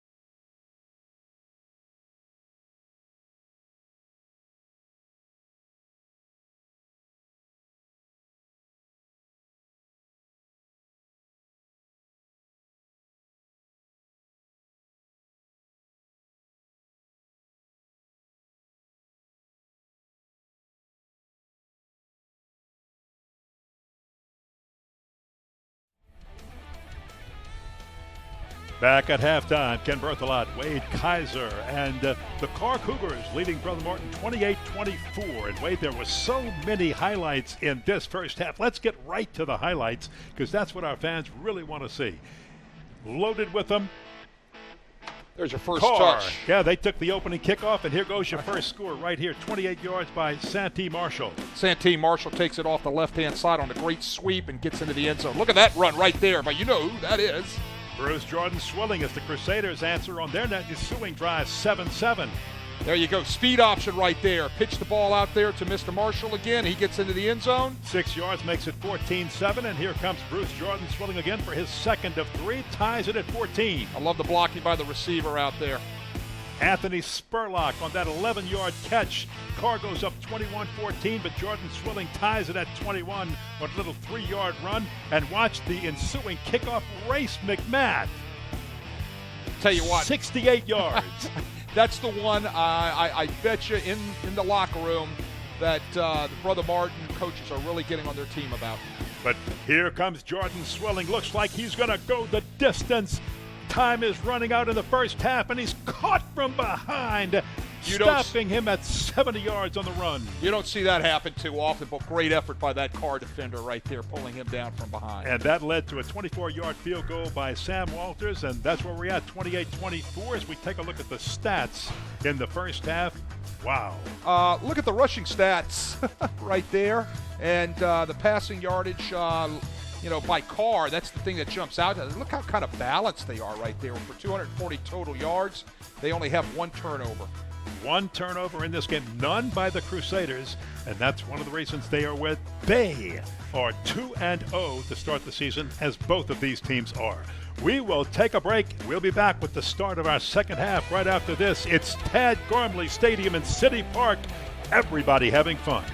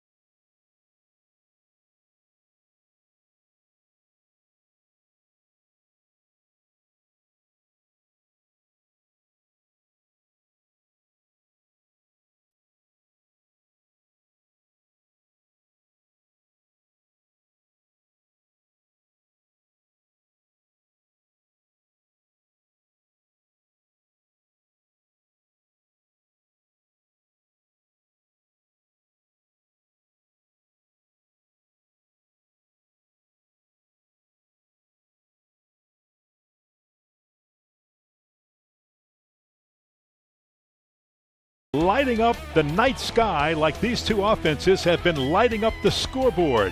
We're almost set for the second half. Let's first go downstairs to Les East on the field. Thanks, Ken. As you might expect, Karr coach Bryce Brown is very happy with the way his offense has played, except for some penalties. He says that's something he'd like to clean up in the second half. As for Brother Martin, Coach Mark Bonice, he was lamenting the kickoff return they gave up that really made the difference in the first half. He said he really likes the way his team is competing and growing up in a very physical ball game, and he likes where they're at because they get the ball here to start the second half. Back to you, Ken. Thanks, Les. Wade Kaiser, that's exactly what you said when we showed the shot of the huddle. You said Mark Bonice is so upset because they gave up that kickoff return for a touchdown. And it's not going to hurt that much. I say that because the roughing the kicker penalty on the Brother Martin field goal on the last play of the first half is going to be accepted here for the start of the second half. So the Crusaders are going to have excellent field position because Karr will have to kick off from their own 25-yard line. I mean, this is the thing.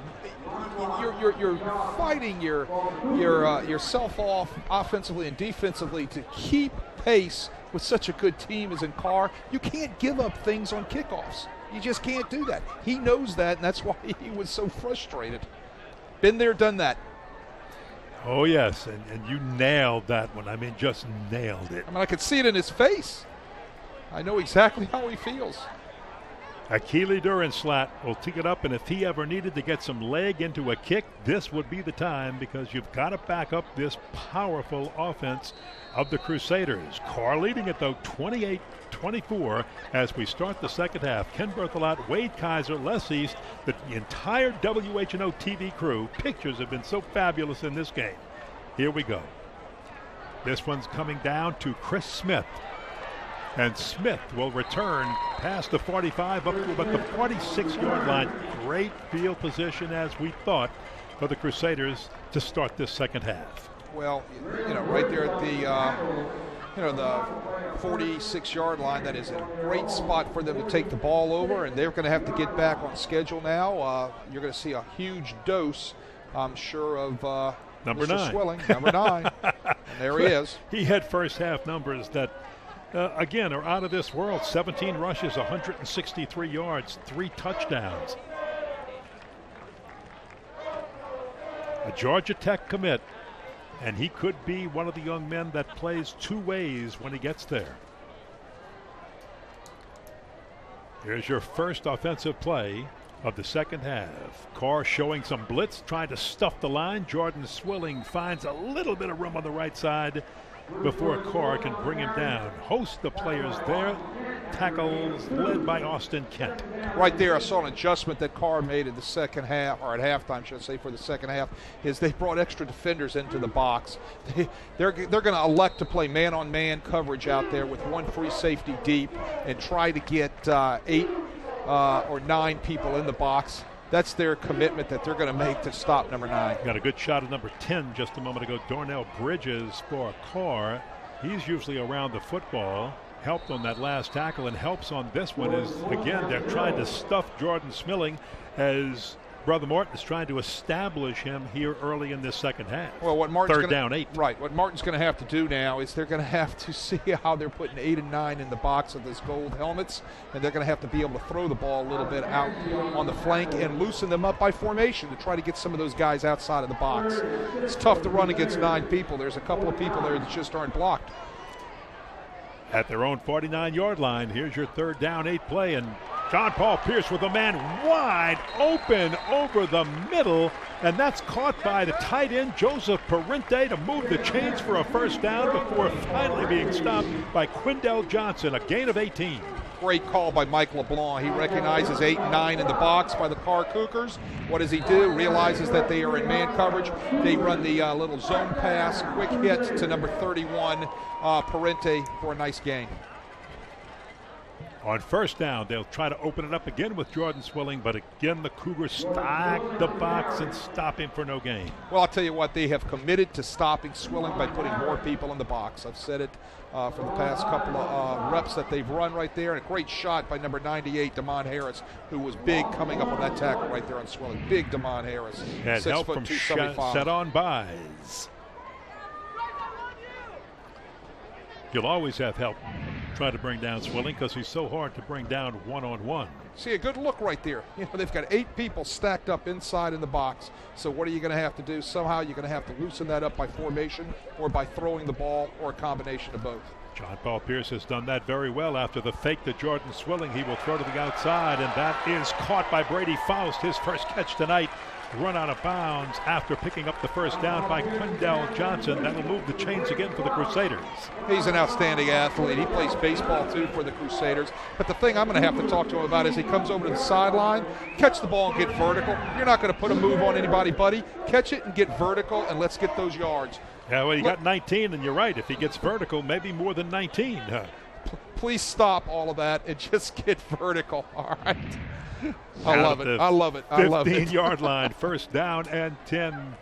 They go to the big man again. Bruce Jordan Swilling over the right side, and he'll push down for a few more. This is just a good, long, sustained drive by the Crusaders, and I'm impressed that their offense is taking what the Karr defense is giving them on this drive. Or they have to. They like I said, they've got to be able to play the numbers game, and they're going to have to out formation, try to pull people out of the box to get Swilling a little bit more room, as well as throw the ball out on the perimeter some.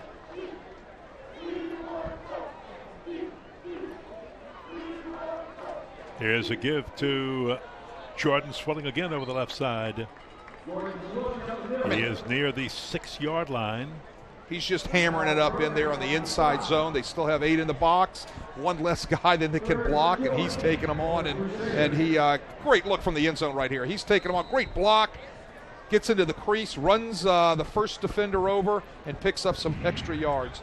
Crusaders can make a first down. It's 3rd down and 1. John Paul Pierce, good look at him as a junior, replacing 3-year starter Jake Brokey at quarterback. Give to Bruce Jordan Swilling when you just need one. Who can stop him? He'll move the chains.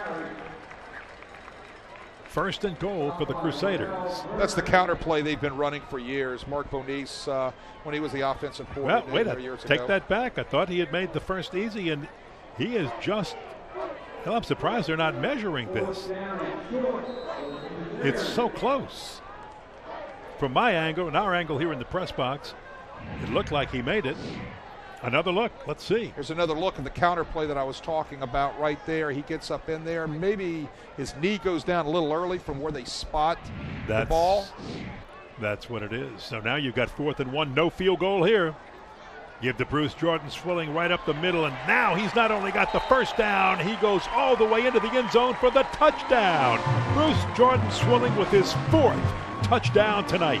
And Brother Martin's back in the lead. Inside zone play, but what happens up front is that offensive line gets movement on that big defensive lineman, those big defensive linemen of Karr, and gives him a crease to be able to get into the end zone for his 4th touchdown of the evening.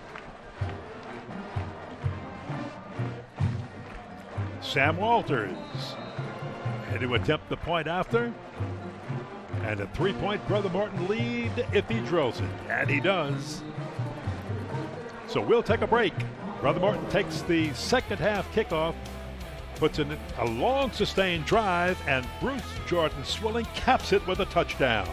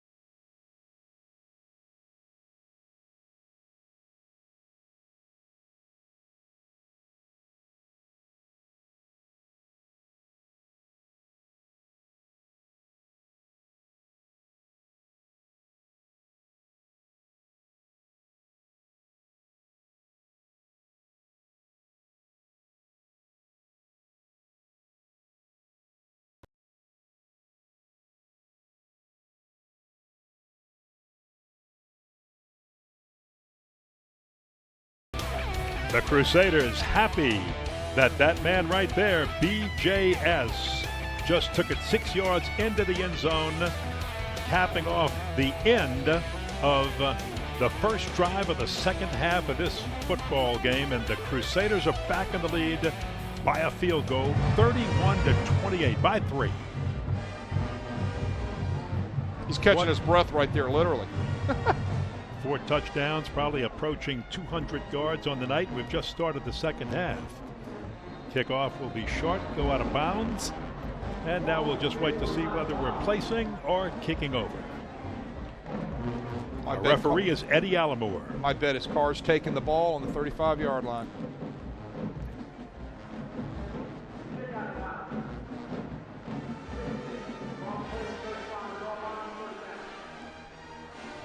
Right you are. When you've got an explosive offense, Bryce Brown knows, let's just get, well, wait a minute. And there's Bruce Jordan Swilling, 24 rushes, closing in on that 200-yard mark, just 19 yards short of it at 181, his 4th touchdown of the night. And he just runs with authority. Georgia Tech commit, and with Bryce Brown knows stopping him is the key to winning this football game tonight. And he knows, too, that he's got an offense that can score for a score with Brother Martin. Here's the toss to the right side to Warren Newman, also the kickoff returner. Brought down by Benjamin Chaplin. Second time we've seen the bubble screen tonight. You've got Newman getting out from his 3-by-1 position. He's a number 3 receiver inside, bubbles back, catches the screen in front of the 2 wide receivers, and gets vertical to try to get as much room as he can to run. Now you've got your 3 receivers stacked down at the bottom of the screen, 2nd down 6 at the 39-yard line. Alden Clark, your quarterback, with the fake, and he's going to go to the top side of your screen where he had man coverage, throws complete to Race McMath, who races into the end zone for the score. He went to the high side where he had single coverage, and it's another 61-yard touchdown for Race McMath off the throw of quarterback Alden Clark. Race McMath didn't do anything that special, runs his route, nice thrown ball by Alden Clark. Lost connection by the defensive back. Nowhere to be found right there. Race McMath works his stem to the outside, and the ball's put right on the money. Great throw, great catch by McGrath and Clark. Well, it took Brother Martin almost 5 minutes to score after the second half kickoff, and it took Edna Karr's explosive offense just 46 seconds to answer with that 61-yard touchdown throw to Race McMath. Here's a good look at it. Look at the nice throw right here. Where's the secondary? Where is the corner right there? Somehow they had to have a blown coverage back there. Ryan Alfonso was nowhere to be seen as far as making sure that he was on his receiver. And I'm sure that's something they're going to get straight. Lance Latay's going to get straight on the boundary when they come over. 2 plays, 65 yards, 46 seconds, and the Cougars are back in the lead, 35-31. Tell you what did you say? 40 seconds? Is that what you said? 46 seconds. I also said before the game, and we didn't say this on the air, we might approach 100 points tonight. we may. 46 seconds. Wow. We're not halfway through the third quarter yet. 6:45 to play third quarter, and each team has had the ball one time and scored on their possession. Bruce Jordan Swilling to the near side, deep. And the Cougars have been kicking away from him. Chris Smith, their little running back, is to your top of your screen back at the 10-yard line if the Cougars kick deep. Let's see what Durenslatt, the kicker, will do. And he will send it deep. He'll send it to Chris Smith. Jordan Swilling will block for him. Smith, with a little bit of a seam, is hit, spun around, and goes down, but does give the Crusaders some good field position. We are at Tad Gormley Stadium. Ken Berthelot, Wade Kaiser, Les East down on the field. Our entire WHNO TV crew, 6:39 to play here in the third quarter. An exciting, explosive football game between two offenses that can't be stopped. The Brother Martin Crusaders and the Edna Karr Cougars, who now lead 35-31 and have just kicked back off to the Crusaders of Brother Martin, and they've got that big gun in the backfield behind quarterback John Paul Pierce. He wears number 9. It's Bruce Jordan Swilling. They also have Singleton, Jeremy Singleton, back from injury, and he'll break 1-2 and not the third tackle. Quindell Johnson wrapped him up. Nice wide receiver screen out there to Singleton. Nice blocking on the edge by Eric Lasserre. I talked in the pregame show about how good Lasserre is, not just catching the ball with his hands, but also with his blocking. He did a nice job right there. You got Singleton getting up with his limp on his knee right there. I hope everything's going to be okay. Well, Singleton had injured the knee earlier this year, was, as you say, cleared to play on Wednesday. So we'll take a break. They're going to take a hydration break right now. We'll take one with them and talk about Jeremy Singleton when we come back. 6:07 to play third quarter, 35-31 here at Tad Gormley.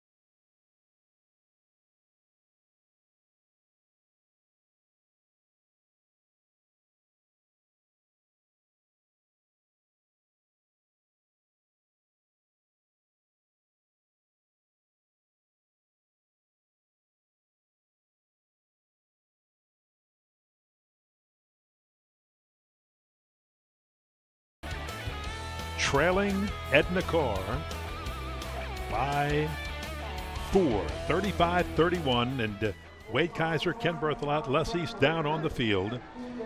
That's Jeremy Singleton, who, as we had stated earlier, had a knee injury, was cleared to play on Wednesday, but this is a cramp. He is just cramped up, and they're trying to stretch it. And that's good news, because we don't want to see any player get re-injured in a high school game.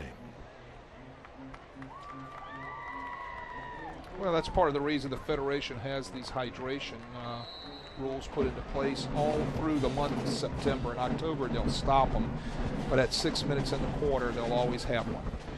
John Paul Pierce on the keeper, and he's up to the 41-yard line. He's a perfect 2 of 2 for 37 yards here in the second half. Tyler Casby made the tackle, and again, John Paul Pierce, I'm really impressed with. He's had to take over this offense, had a shaky jamboree. The coaches settled it down, said, don't force things, take your time, run the offense, don't make mistakes, and he hasn't. Still no interceptions in this season in 2.5 games. He brings another dimension to their offense. He can run the ball. There's a tackle in the backfield, one of the few on the night. Austin Kent says, hello, Bruce Jordan Swilling. You're going down, the big 5'11 sophomore. I'll tell you what, that's one of the few on the night. Here's a good look at it. They're running the inside zone play. They got a whiff on the right side by the Brother Martin offensive lineman, Zachary Bro. Just really missed on Austin Kent, who comes through there. He slants in there, gets penetration, and like I said, one of the few bring downs in the backfield of Bruce Jordan Swilling on the night. Newman is deep for this punt on 4th down. It'll be short. He'll let it bounce in front of him, and the Crusaders down it at the 30-yard line. So once again, the Karr Cougars have pretty good field position. Hey, as explosive as these two offenses are, I'm not going to say that anymore, because they can start at the 10-yard line and have good field position. Well, I wouldn't put any money on them not being able to score under 50 seconds again. That's how fast these guys move. Well, we had a flag back upfield. At about the officials are huddled around the 40-yard line.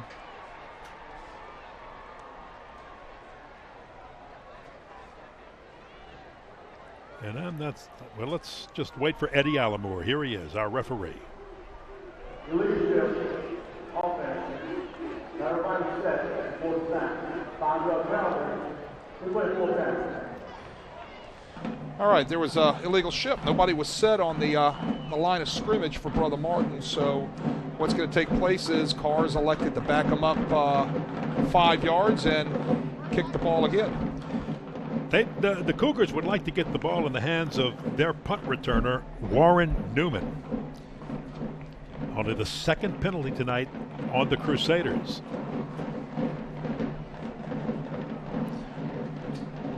Way too early in the game to talk about big defensive stances, but since the Crusader offense did not answer the Karr score with a score of their own, in a game like this, can you afford to let your opponent get up 2 scores on you? Well, in a game like this, any stop defensively is a big stop.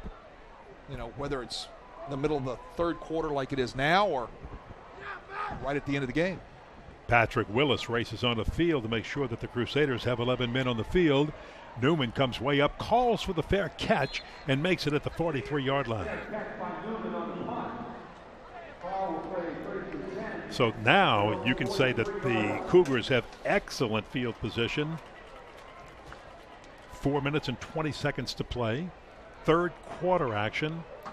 And a little bit of pressure on this Crusader defense to make sure that this high-powered Bryce Brown spread option, potent offense doesn't put another one on the board.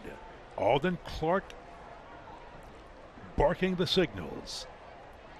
He'll give to Santee Marshall, who got a good rest. We haven't seen him run the football in a while, and he'll test the middle for a few yards right into the arms of Dylan Walker. Alden Clark has just been unbelievable tonight leading this Karr offense. I tell you, he's made great decisions. He's getting the call in from the sideline. He's making good reads on the zone read plays that he has. Well, he's having a fine night. You can see his numbers right there. 198 yards, 2 TDs. The only mistake was the interception. It really didn't hurt him. Hits DeJuan Dixon. Look at Dixon with an inside move and another before being chased down from behind. Gets the first down and big-time yardage. Tackle made by Jabari Watts. Tell you why. Tell you right there, you got to tackle. He makes the first guy miss. He's on his way for 27 yards here. Watch him. Right One there. miss, 2 misses. Ryan Alfonso 3. needs to make that play. Doesn't make the play. Makes the first guy miss. Picks up good yardage. There's your option pitch left side. Marshall with it. And he's run out of bounds by Trey Swilling. And look out, because this high-powered, fast-paced offense is getting a little bit of its own right now. They're up. They've got the momentum. Speed option right there. You can see coming right into your picture. You can see Santee Marshall after he gets the pitch. Good look at Santee Marshall there. Fake to Santee Marshall this time. Going to McMath on the right side with a tackle break and another into the end zone. Touchdown! Race McMath. They go left side first. They go right side to McMath. He takes it into the end zone for a 16-yard touchdown. This isn't an athletic team. I tell you what, as fast as these guys move, playing with the numbers game on Brother Martin, getting the ball out on the flank and the perimeter, I tell you what, these guys can really motor their offense. Great block right there by Warren Newman when we see it on the replay. It is the Race McMath second half. He has scored both touchdowns, a 61-yarder, a 16-yarder, and he has the kickoff return for 68 yards. 3 scores for him. It's 42-31. Karr with the lead, and Tad Gormley is just being every fan sitting in the seats at Tad Gormley is being treated to a spectacular offensive show. Here's your replay. Look at this block right there. Tell you what, 26 just stays on the block. He doesn't hold the receiver. It allows McMath, to get to the outside. Great look at it right here. Boom. Now, I'm the defensive coordinator from Brother Martin last day. I'm probably screaming I'm getting held out there on the edge.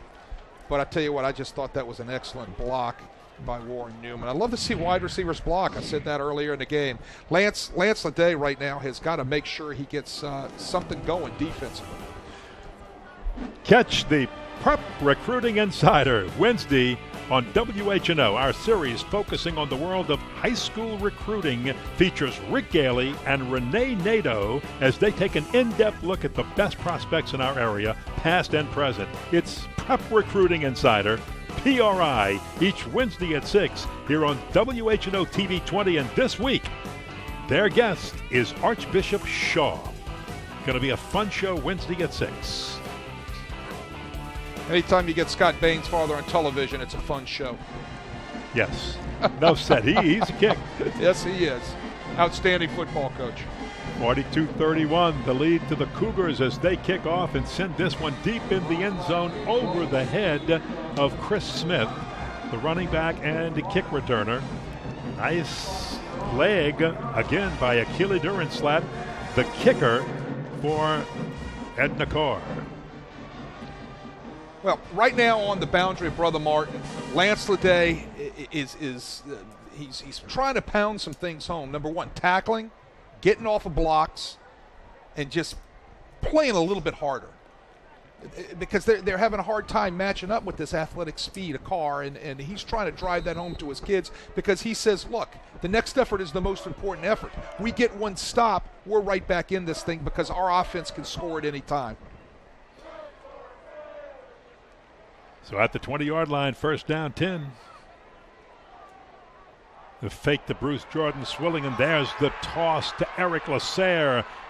And he's got room, trying to make a spin move before being gang tackled to the ground. But look at Eric Lasserre, running back, who has had a little bit of an ankle problem, trying to come off of that. They've used him, the Crusaders have, more as a running back out of the backfield. They've been putting the ball in his hands in space, and he responds with a 48-yard gain. Great throw by Pierce right there, puts it right on the money. As I said, Carr's answer at halftime was to put 8 people in the box, maybe even 9, and try to maybe run some man coverage out on the edge with one free safety deep, and nobody around the receiver that time. Great call. At the 32-yard line, first and 10. Again, the fake to Swilling. John Paul Pierce keeps it for a few on the left side. He pulls the ball and hammers it up inside. Not much place to go, but what he's doing is he's keeping those Karr defenders honest.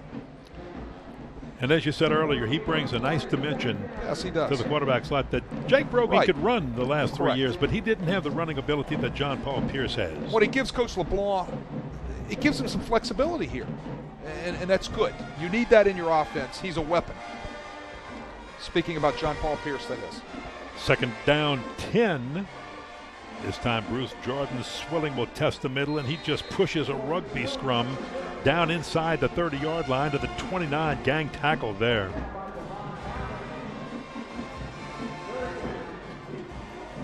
Well, Swilling's so strong. He takes a pile and he just moves it. Plus, he can run away from you. He has all the attributes of an outstanding running back. He's just an outstanding athlete. Third down, 7. Got to feel this would probably be 4-down territory, and it might make third down a lot easier on the Crusaders. Flag down. Think we are going to have somebody jumping off sides?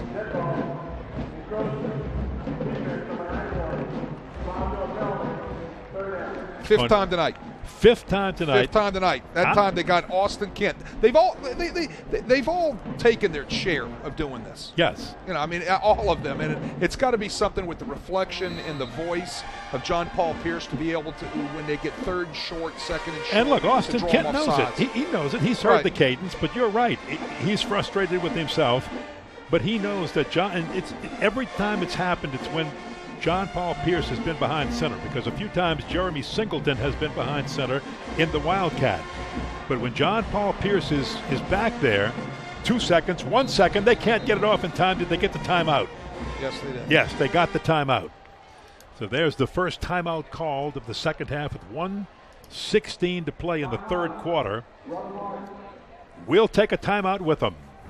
Mark Bonis talks to the team as the fans enjoy an explosive show. Karr with the lead.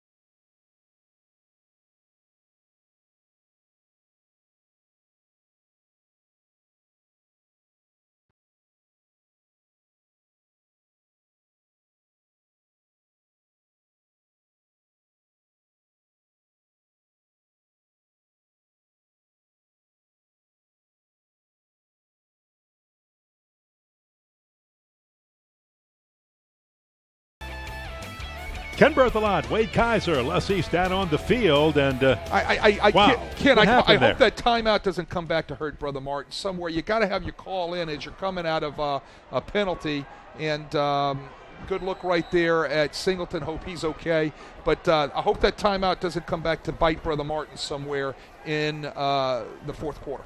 3rd down 2. Bruce Jordan Swilling, usually automatic on short yardage, and he is this time again going straight ahead, pushing a bunch of Karr Cougar defenders with him. 1st down, Brother Martin. They move the chains as we near the 1-minute mark of the 3rd quarter. I mean, how many times I got to say this? How strong is this guy? You know, I know he loves the weight room and he works hard, and he's got great effort off the field as far as maintaining his athletic ability, but that just showed it right there. Renee Nato's Prep Recruiting Insider Guru at WHNO TV 20 and SportsNota.com. He is his number 1 running back and number 2 overall player in South Louisiana, or this Southeast Louisiana area. And you can understand why.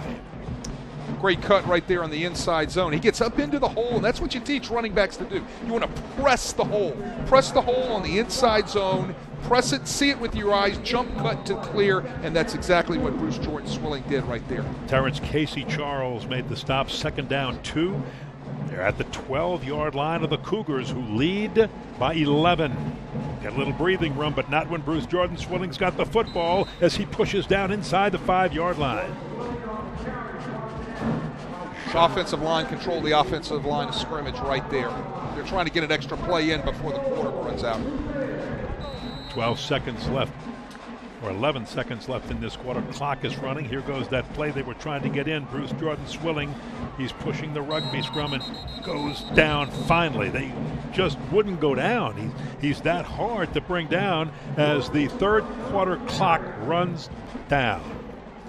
So with that, we will take a break. After 3 quarters of play, the Karr Cougars are happy because their team is up by 11 as Bruce Jordan shows what he can do with the football, too. It's been an explosive show, but the Cougars have the lead.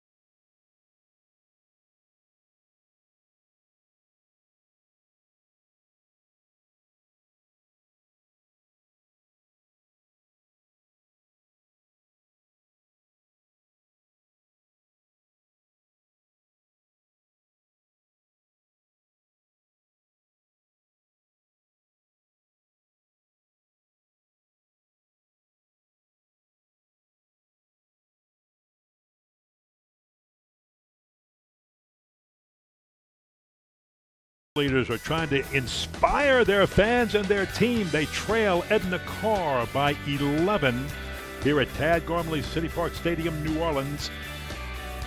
We start the 4th quarter of play. Ken Berthelot, Wade Kaiser, our entire WHNO TV crew, Bruce Jordan Swilling. You bet they're going to count on him to make something happen right here. But quarterback John Paul Pierce, while we were away during that break, had come to the sidelines. He had cramped up. They rubbed it out quick. He's back behind center.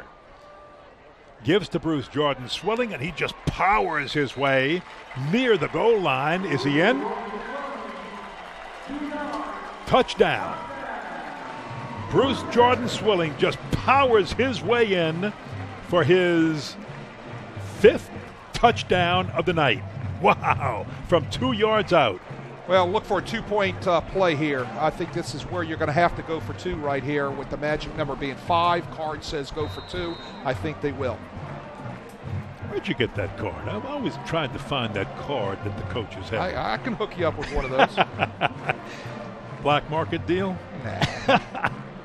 Here's your two-point try. Look at Bruce Jordan Swilling with a little razzle-dazzle, the handoff to him, and he throws it to the tight end, Joseph Parenti, for the two-point play. Wow, do I like that? That's awesome. That is a great that play. For chicanery.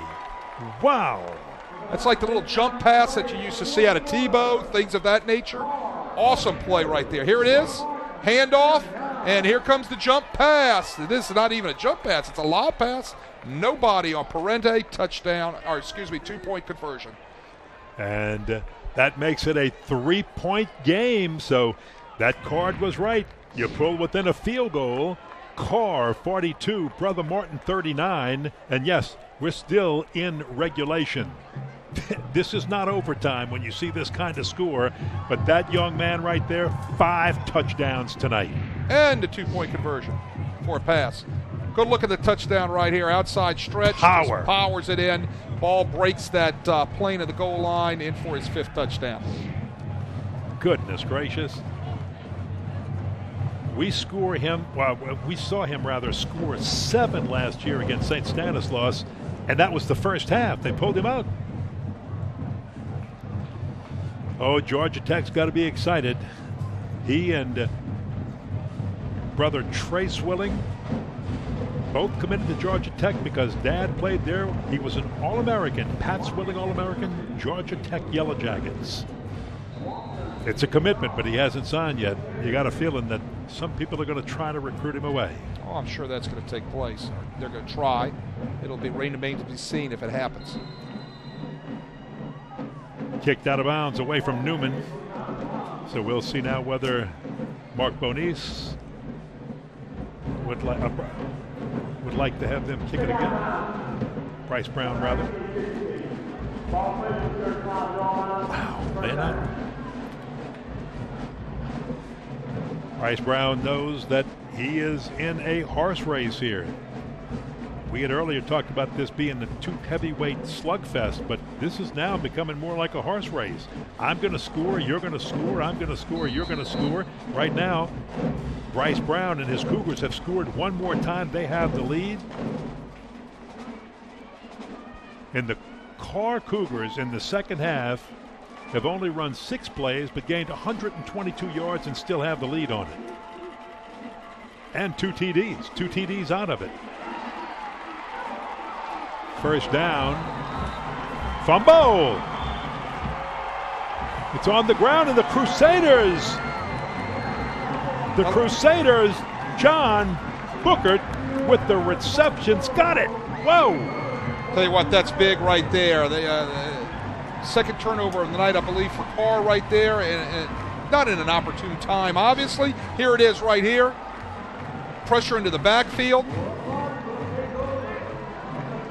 Got number 7, Simone Anderson, making a play in the backfield, stripping the ball out with a great job of John Booker jumping on that ball. There it is, Brother Martin football. How big is that turnover in a crucial situation? Fourth quarter, you're down by 3. Let's go down to Les East for more on this.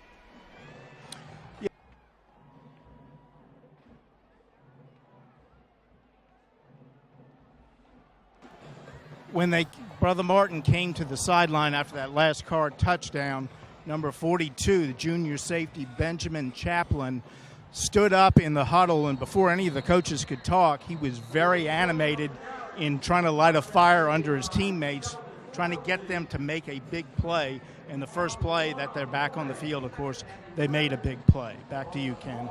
Leadership. That's called leadership. Sometimes you just got to motivate your own team. Bruce Jordan Swilling carries on that first play, but loses a yard. Second down, 11. Ball in the 34. John Paul Pierce quarterbacking this offense at the Karr 34. Great opportunity for Brother Martin, trailing by 3. Good fake. He's going to go long. Has a man down there, but underthrows him. Not a really good pass right there. Needed to intended put for Eric Lasser. Right. Needed to put a little bit more air in the ball to Lasser right there. Lasser had a step on the defender, just the ball was underthrown. Seems at times that John Paul Pierce, who has dropped the ball twice, had a little trouble on a couple of throws. Maybe the heat and humidity down there is just sweat, perspiration, maybe slippery hands, slippery ball. Not sure, but he did cramp up early. Remember, we told you that he cramped, and he could be having trouble with that too. Maybe couldn't get as much on that ball as he wanted. 3rd down, 11 at the 34. Got to move the chains first. Good toss inside. Caught. Lasserre. Lasserre breaks a tackle and goes for a few more. Lasserre with a nice move, and he'll move the chains for Brother Martin. Man, Tyrone Gould had him, but missed a tackle on it. Right, hits Lasserre right in stride on the little slant inside. He was the number 2 receiver out there in a 2-receiver set to the strong side, right side of Brother Martin offense. Great throw and catch. 17-yard gain to move the chains and keep this drive alive for the Brother Martin Crusaders. 1st down and 10 at the 15-yard line of the Karr Cougars. John Paul Pierce with a good second half. You saw the numbers. And this is Bruce Jordan Swilling carrying straight ahead, brought down by Ronell Burbank. Swilling just pounds it inside again. Here's your zone look. Good cut. Look at him get his shoulder pads north and south. Gain of 5. That's very nice. Gain of 5 makes it 2nd down and 5 from the 10-yard line.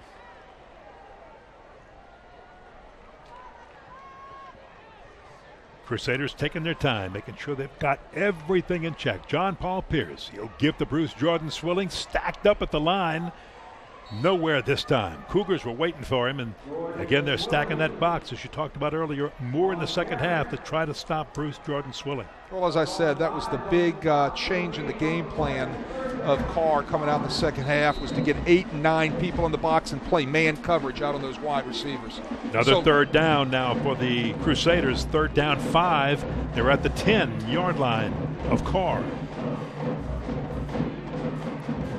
Karr was inching up. Maybe showing. What's the chance that the Crusaders might use their little trick play with Bruce Jordan Swilling again here? Nope, he won't. He'll carry, and he does not get down to the 5-yard line, so he is short of the 1st down, and that brings up a decision. 4th down and about 3 at the 8-yard line. They check with me on the sideline to check the numbers from upstairs in the box with Mike LeBlanc. They decide to stay with the outside run zone game. The numbers weren't with them right there. Still had man coverage out on the outside on the number 1 and the number 2 receiver that were down at the bottom of your screen. They're going to talk it over. I believe Brother Martin just took their 2nd timeout. Well, let's stay here and talk about this, because with 9:02 to play in this game, Brother Martin, with the field goal, could tie it up at 42. You go for it here and you don't get the 1st down or the touchdown. You've turned or given the momentum back to Edna Karr. Well, you're asking me what I would do, right? What would you do? I'd kick the 3 right here. I'd make sure I get my points. I'd have to get the points. That's what I would do too, but I do not see Sam Walters going into the game. The offense stays in there on 4th down and 3 at the 8-yard line. Folks, they've got to get to the 5 to have 4 more shots at it, or to the end zone to take the lead. John Paul Pierce. There's your check with me right there. They're counting the numbers in the box. See the man coverage out on the number 1 and 2 receivers at the top of the screen. Let's see if he goes that way. He's going to check again. And the clock ran down. The play clock ran down. Did they call timeout in time? You can see John Paul Pierce limping a little bit. That's the cramps. He's been cramping up and having trouble there tonight with this heat and humidity. We'll take a break with the Crusaders and the Cougars. Back right after this to see if Brother Martin picks up the 1st down.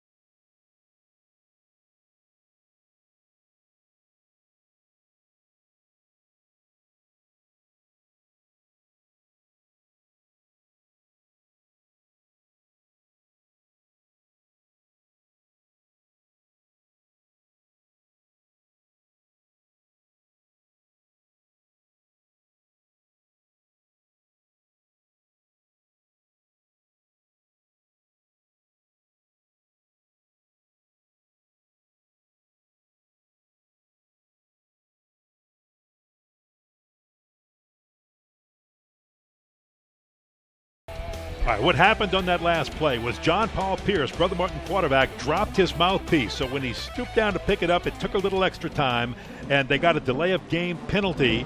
So they called timeout to talk about it. Now, with it no longer being 4th and 3, rather 4th and 8, they bring Sam Walters in, the field goal kicker off the bench, to attempt a 29-yard field goal from the left hash mark. And he kicks it. It is no good. He hooked it left. So he missed a 29-yard field goal. And with 8 minutes and 28 seconds to play in this game, Karr is hanging on to a 3-point lead over the Crusaders of Brother Martin. I think the plan was they were trying to draw them off sides at first, right there, and then possibly call the timeout, get your field goal team on the field to kick the field goal. But like you said, mouthpiece gets dropped on the ground, clock ticks down, they take a delay of game penalty, and it sets up a farther field goal for Walters. Had the distance, just hooked it to the left. So the Cougars take over at their own 20-yard line. 1st and 10, Alden Clark and company there. The Crusader defense has to come up with a big stop. Edna Karr has only run a few plays in this second half, but they've scored both times. Yeah, 46 seconds and what? This is their 8th play from scrimmage in the second half. Right. 14 points and 14 just under points. a minute? And probably just under 2 for sure. Nowhere at the 20-yard line on 1st down. Nowhere to go for Santee Marshall. So it's 2nd down, 10. Matthew Clapp on that big hit right there. Does a great job getting off of the block and stacking things up inside.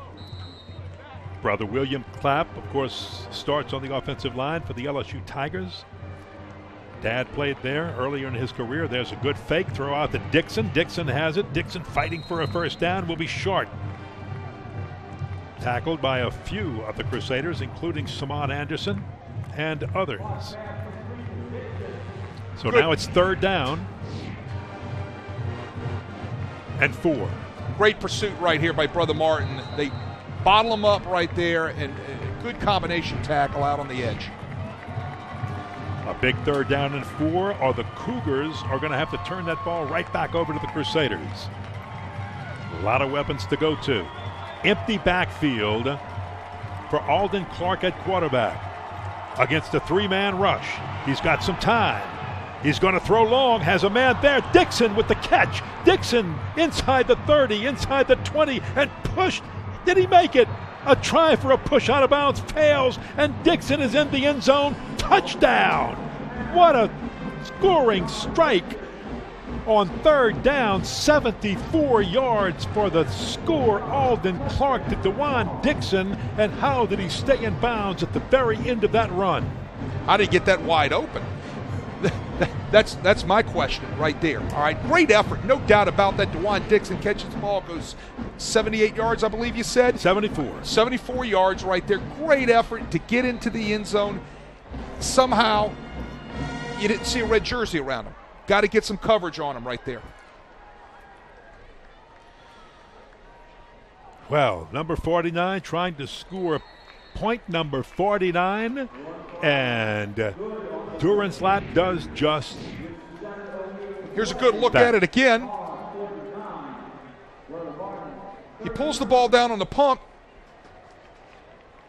Whoever is supposed to be on the hip of the receiver right there is not there. That had to be a bust in the secondary. Look at the great effort he does to get in the end zone. He sticks the ball out, gets it past the pylon, and breaks the plane to score. Saturday on SportsNola.com, it's Nichols football presented by the Sports Medicine Center of Thibodaux Regional as the Colonels open Southland Conference play against Incarnate Word University. Wade and I will have the call. It's the Colonels and the Cardinals live Saturday at 3 on SportsNola.com. A lot of interest in those Colonels after going up there and throwing a major scare into the University of Georgia, losing by only 26-24. 2 years ago, Timmy Rebold takes over the job at Nicholls State University. Known Timmy Rebold for over 30 years. I tell you what, he is an outstanding football coach and the right person to get things turned around down in Thibodaux, and he's definitely got that on the way.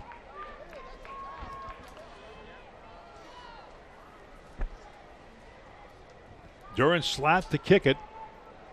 And they'll kick it in the direction of Chris Smith, who lets it roll into the end zone for a touchback. And it'll come out to the 20. And once again, Karr gives themselves breathing room. As we near the 7-minute mark in this game, they have a 10-point lead.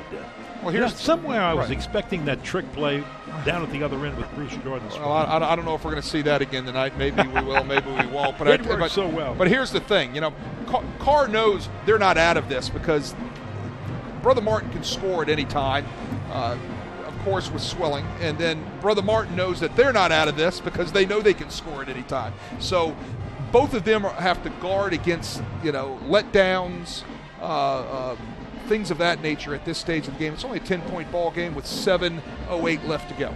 Now, Jeremy Singleton, he wears number 3 up at the top of your screen, had cramped up earlier. They finally worked the cramps out. Took him a while to do so, but he's okay. First down 10 at the 20. Good play fake. And now the toss, almost picked off by Chance Carroll. Tell you what, John Paul Pierce goes to the wrong receiver right there. He had Jeremy Singleton on the 12 to 14-yard curl route standing wide open in the middle of the field. And John Paul Pierce elected to go to the other receiver. There he is cramping again right there. We had talked about it. Ken, you reported that just a few minutes ago. You could see him grabbing his right calf and pulling that toe up on the cramp. Here's a good look at it again. Wrong receiver. You can see right there on the bottom of your screen as the camera panned past, you had Jeremy Singleton wide open on the 14 back to 12-yard curl.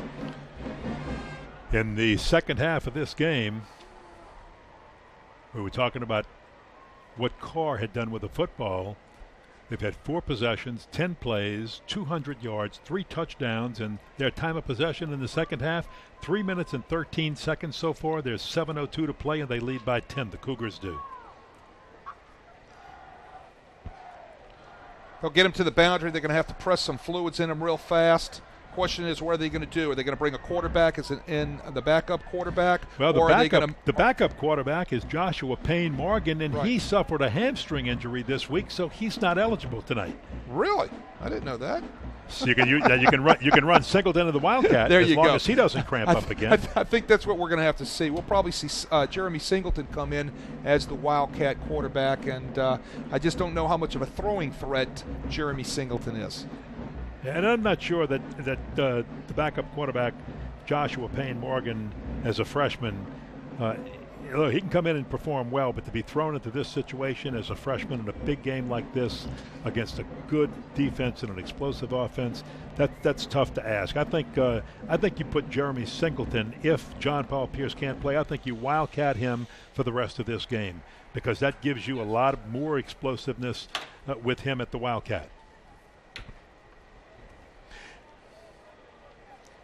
If you're interested in purchasing a DVD copy of today's game, send an email to PREP at sportsnola.com or call our offices at 504-681-0120 during normal business hours. You will receive a reply with more information on purchasing DVDs.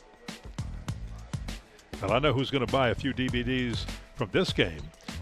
Race McMath's family. How about the Swillings? The Swillings will. Absolutely. Hey, John Paul Pierce, Anthony Spurlock's folks. I'll tell you what. I Santee think, Marshall. And both offensive lines. Absolutely. Both offensive lines have done an outstanding job tonight, and those guys need to call in and pick up a DVD from the Karr offensive line as well as that Brother Martin offensive line. We haven't mentioned the Edna Karr offensive line, and I know they're on defense right now, but hey, Jason Franklin at left tackle, Titus Jones at left guard, Lamar Johns at center, Tyree Jones at the right guard spot, and the right tackle, Anthony Lalone. Also, you've got Brandon Deserin and Corey Boudreaux resting those guys and coming in for action. They have done a fabulous job also. Well, I think we're going to get Singleton here at the Wildcat quarterback. That's who we'll get. Singleton coming in at the Wildcat quarterback slot. Look for Karr definitely stacking the box with 8-9 people and playing man coverage with maybe a free safety on top. I think they'll dare him to throw. They're going to want to see if he can throw the ball. Remember now, he can throw, but he cramped up earlier also in this heat and humidity. So this will be interesting to see what happens. 2nd down, 10 coming up for the Crusaders. They're at their own 20-yard line after the kickoff. They trail by 10, 49-39. And the starting quarterback is down with cramps. Out of the Wildcats, Singleton tries to run after the fake handoff to Bruce Jordan Swilling and fights his way maybe back to the line of scrimmage. Tyler Casby with the tackle down low. Too many people in the box. It's just hard to run. You've got 5 blocking, and you've got 8 people in the box. Somebody is coming untouched, and that's exactly what happened. It's a numbers game. Had nowhere to go.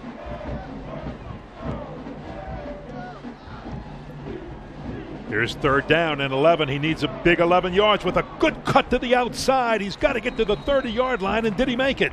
It's going to be very close. Set-on-Buys, rather, is the one who wraps him up and forces him out of bounds. But let's see where the mark is. It happened in front of the bench. Tell you what, he does that mostly on his own. Got a nice block right there, though, and then he gets out there and he makes things happen. Look how he sticks the ball out, having presence of mind to know where the sticks are, and he's got to get the sticks And moved. look, with that stretch, watch when you see the line of scrimmage. He just made it to the 30 by sticking that ball out. 1st down, Brother Martin. They move the chains and keep this drive alive. There's a long throw by Singleton. Who says he can't throw? Yes, he can. Patrian Hughes, the tight end, will take it the distance for the touchdown. From the 30-yard line, he goes the distance, and that was John Paul Pierce back in at quarterback, a 70-yard touchdown score. Stacking the box right there, man coverage, blown coverage, great pass, great throw, got the one-on-one situation, great throw by Pierce, great catch by Pattern Hughes. Wow. He didn't even have to extend that big 6'4" frame for the catch. He just caught it in stride and kept on going. Sam Walters trying to make this a 3-point game one more time, and he does. It's 49-46. Karr with the lead, and we're not yet to the halfway point. We're 13 seconds away from the halfway point of the 4th quarter. Look at Hughes take it to the house. Tell you what, it's blown coverage, nobody out there, wide open. But they snuck John Paul Pierce back in at quarterback after Singleton had run from the Wildcat a couple of times. Well, they're sneaky. He got him back on there real quick, got him back into the game, and he throws the strike right there for the touchdown. But that's what happens. You're playing the numbers game, as I keep saying. They had 9 people in the box. Somebody didn't cover the receiver outside. They were in man coverage, and great effort puts it back to a 3-point ball game. 4-play, 80-yard drive, 55 seconds. Yes, that's the man who did it right there. Patrian Hughes, 6'4", 188 pounds, a senior, and he showed he could move. We've got a 3-point game. Don't go anywhere, folks. We said back at the beginning of this game, you'd love this one, and you haven't been disappointed. Walters with a short kick. This is returnable. Dixon, the wide receiver with it, breaking tackles on the far side before being brought down near the 34-yard line, I believe. Let's see where they mark it. A lot better job right there by the Brother Martin coverage team. Dixon catches the ball, tries to run clear across the field like he did previous in the first half on the touchdown on the kickoff, but there was nowhere to run. They stayed in their lanes. Brother Martin does a nice job fixing their coverage problem. Clark, second half passing, 5 for 5, 186 yards and 3 touchdowns. Dixon in the second half, 4 receptions, 121 yards, 2 touchdowns. Wow. He's having a great night. He's got over 300 on the night, yards. Alden Clark on the night. Yeah, 319, over 300, looking good. Bryce Brown's got to be happy with that. Needs something big to happen here. Here's the handoff. He'll try the middle. And that will take us to the water break. Santee Marshall with a few over the left side. And with that, we will take a hydration break with the teams. 5:55 to play. We've got a thriller. Karr by 3.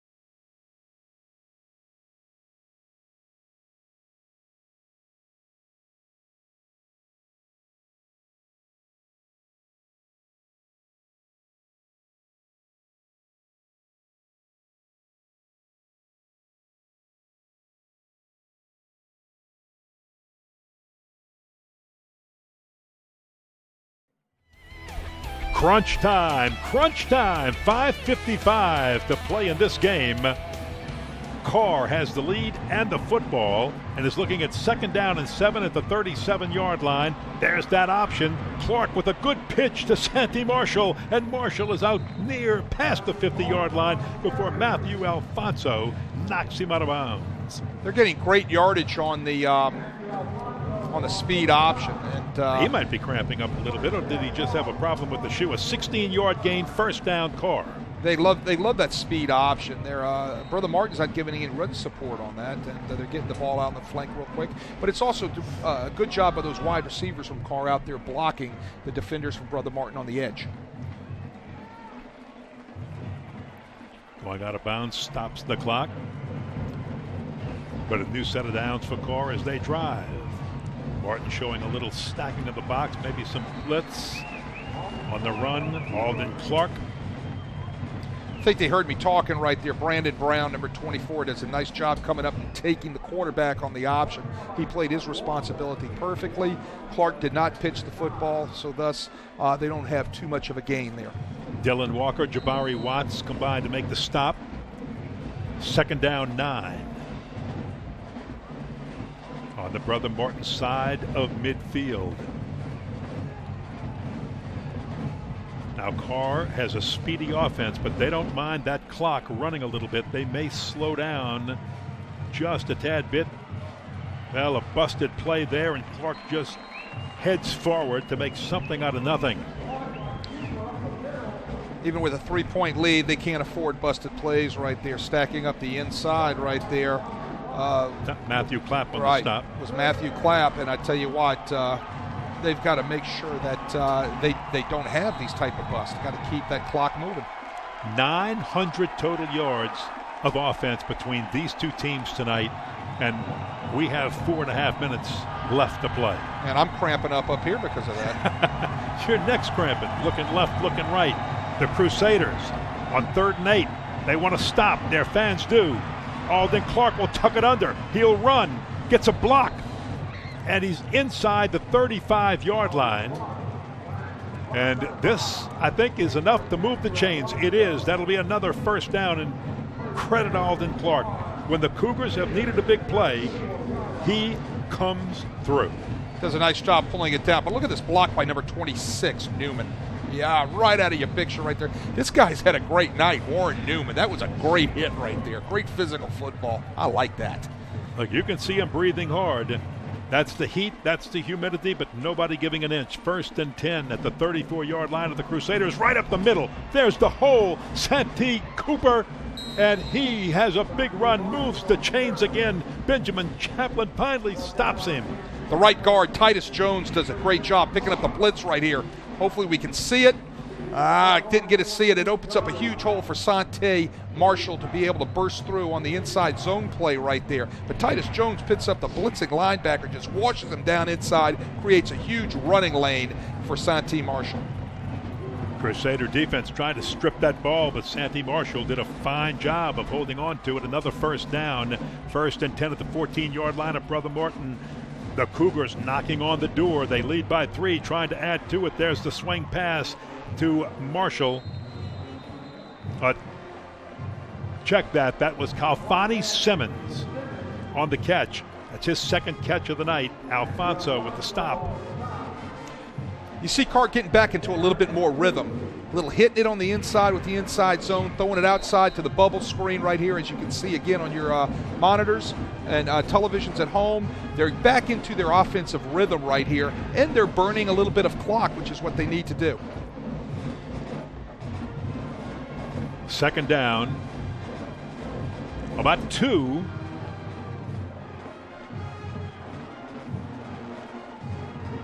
Right at about just inside the 5-yard line, right up the middle, big hole. Santee Marshall in the end zone for the touchdown. Edna Karr. 3rd touchdown tonight for Santee.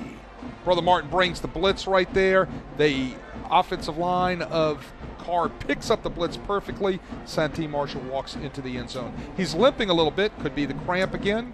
Who knows? But I tell you what, he's having a great night. These 2 running backs are really putting on a show tonight. Wow. Santee Marshall, Bruce Jordan Swilling, and there's the extra point attempt, and he hooked it way left. Karr still has a 2-score lead. We're down to 3 minutes to play. Look out when we come back. Brother Martin's got to get in gear quickly.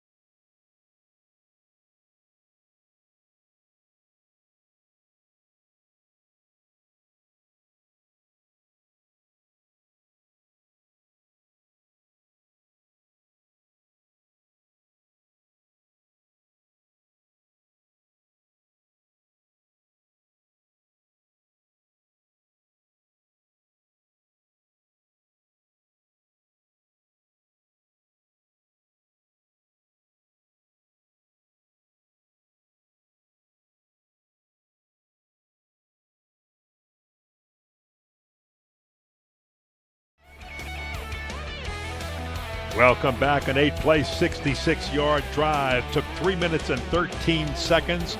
Santee Marshall from 5 yards out takes it in to give the Cougars a 55-46 lead. Only 3 minutes to go.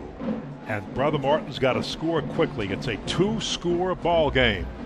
This one finally gets returned. Chris Smith bounces off the pile, comes to the left side, gets some running room, and gives the Crusaders good field position out to the 41-yard line. It's a great setup right there to be able to put them in good field position. Effort by Chris Smith right there on his return. For Edna Karr, their first 3 possessions of this game all resulted in the second half. First 3 possessions of the second half all resulted in touchdowns, and took 3 minutes and 13 seconds. That touchdown drive, 8 plays, 66 yards, 3 minutes and 13 seconds. That's real fast. Here's a good look at the return again. Bounces it outside. Will set up good field position for the Crusaders. On first down, John Paul Pierce, after the play fake, tosses. It's deflected, and Singleton couldn't get a hand on it. Ball a little high, just couldn't get up to get the ball right there. I think he had a step on the receiver, was a little open, just not very well thrown ball. Play action pass.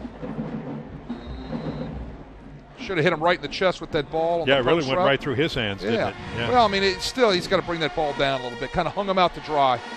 Second down, 10. At their own 41 with Lasser in motion. Play fake to him. And we've got flags, so hold everything. Play blown dead. Oh, we got a timeout. Oh, a timeout was called. Karr calling timeout. So Karr calls their first timeout. Each team, by the way, has 2 timeouts remaining. Let's take a look and see what's ahead for both of these teams. Both undefeated coming into this game. First, the visiting Karr Cougars. They get to rest after beating a couple of 5As and right now leading another 5A. This 4A team gets a break, and then they start district play, and that's no walk in the park when you go to Riverdale. Well, you know, Riverdale's really turned their program around the past couple of years, but you look down that schedule, look at October 28th and November 3rd. Those are your district championship games, and he's going to have to be healthy coming into that, and Bill Chase won't be any pushover either. I bet you that Warren Easton game is circled, as is McDonough 35 is circled, and it's going to be fun. Those are going to be your 2 district championship games right there. But, you know, the question is what we've seen tonight, wow. Karr Cougar can play with anybody in 5A. Somebody better be real good to keep up with that man's team right there, Bryce Brown. He has built a powerhouse. He has developed a team that is just, if you're an opposing team's defensive coordinator, it's scary. How do you stop what this man has put together? Brilliant, brilliant, brilliant game plan and talent by Bryce Brown.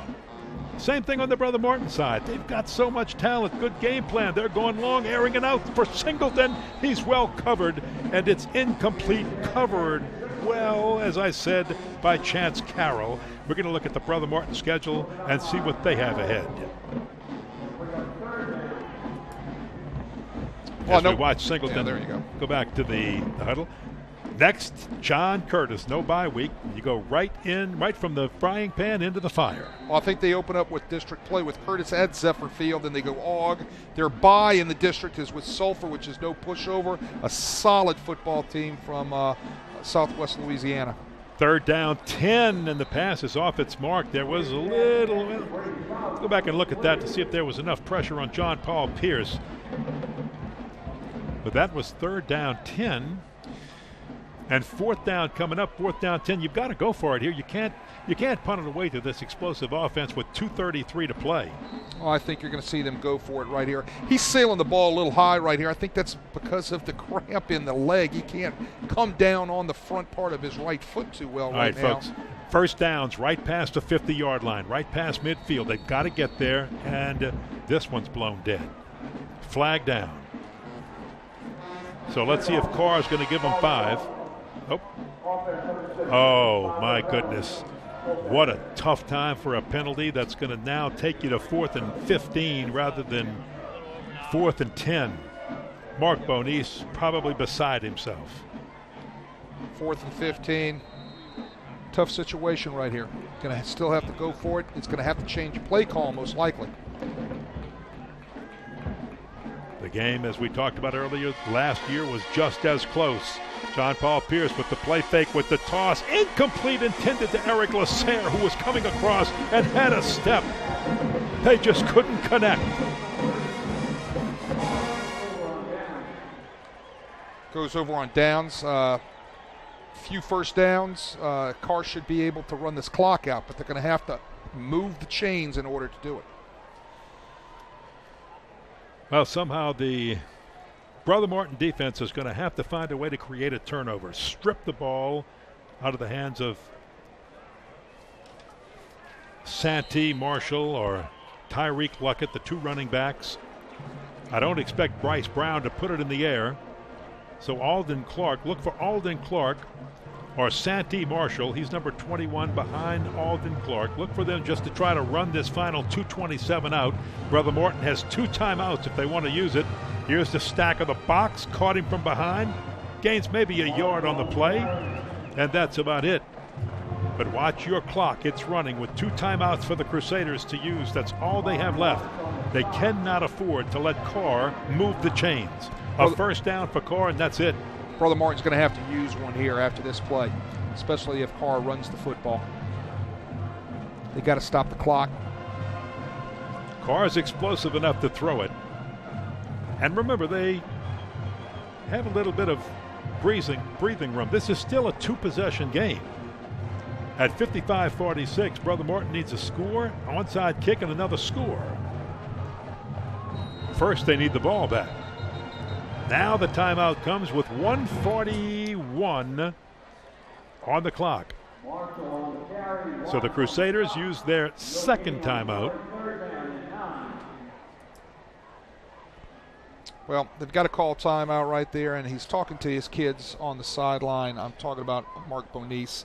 Well, this young man right here limps off, and I'll tell you what, he deserves a rest somewhere along the line. Because even limping, he's covering that ball, holding on to that ball. You know Brother Martin's trying to strip that ball out of his hands. That's what Bonice is trying to tell his guys on the sideline right now, he and Lance Leday. Make sure you're stripping the ball, all right, trying to pull on it, try to get that ball, rip it out. They're gonna have to waste their last timeout real soon, to be able to get a chance to get the ball back with any type of shot on this score, kick an onside kick, and take another shot. Well, take a look at the Sports NOLA Top 10 Class 4A, and there's Edna Karr right behind Neville, the team they lost to in the Dome last year, and it may come down to those two teams again this year playing for a state championship, and Bryce Brown says, it's my turn. I've got the explosive team, and we want to go get it. He's proving right now that they can play with anybody in Class 5A, because that's their victories have been against 5A clubs. Third down 9. Bad toss. Boy, that was almost a mistake. Lucky for the Karr Cougars as Tyreek Luckett gets hit by Brendan Brown. Almost lost that ball, and close one. There's your speed option again. Great job right there. Assignment football coming down. Brandon Brown making the tackle in the backfield. It's been a big play on the night for Karr. I know they scored a touchdown earlier in the game off of it. They ran it 3 or 4 times. But right there, it's defensed perfectly by Brandon Brown. That should be Brother Martin's last timeout.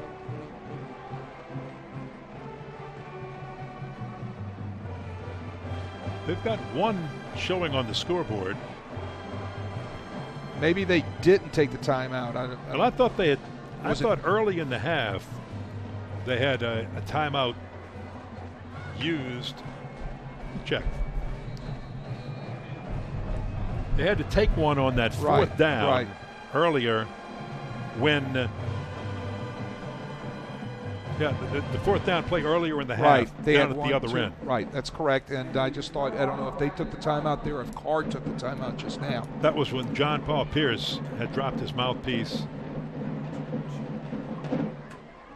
All right, fourth down 16, so Karr is going to punt this away with 1:35. Remember, they still have the 2-score lead. He's just going to wait for his defenders to walk down the field. Nobody back for the Crusaders, and it's down at the 8-yard line. So 1:25 on the clock.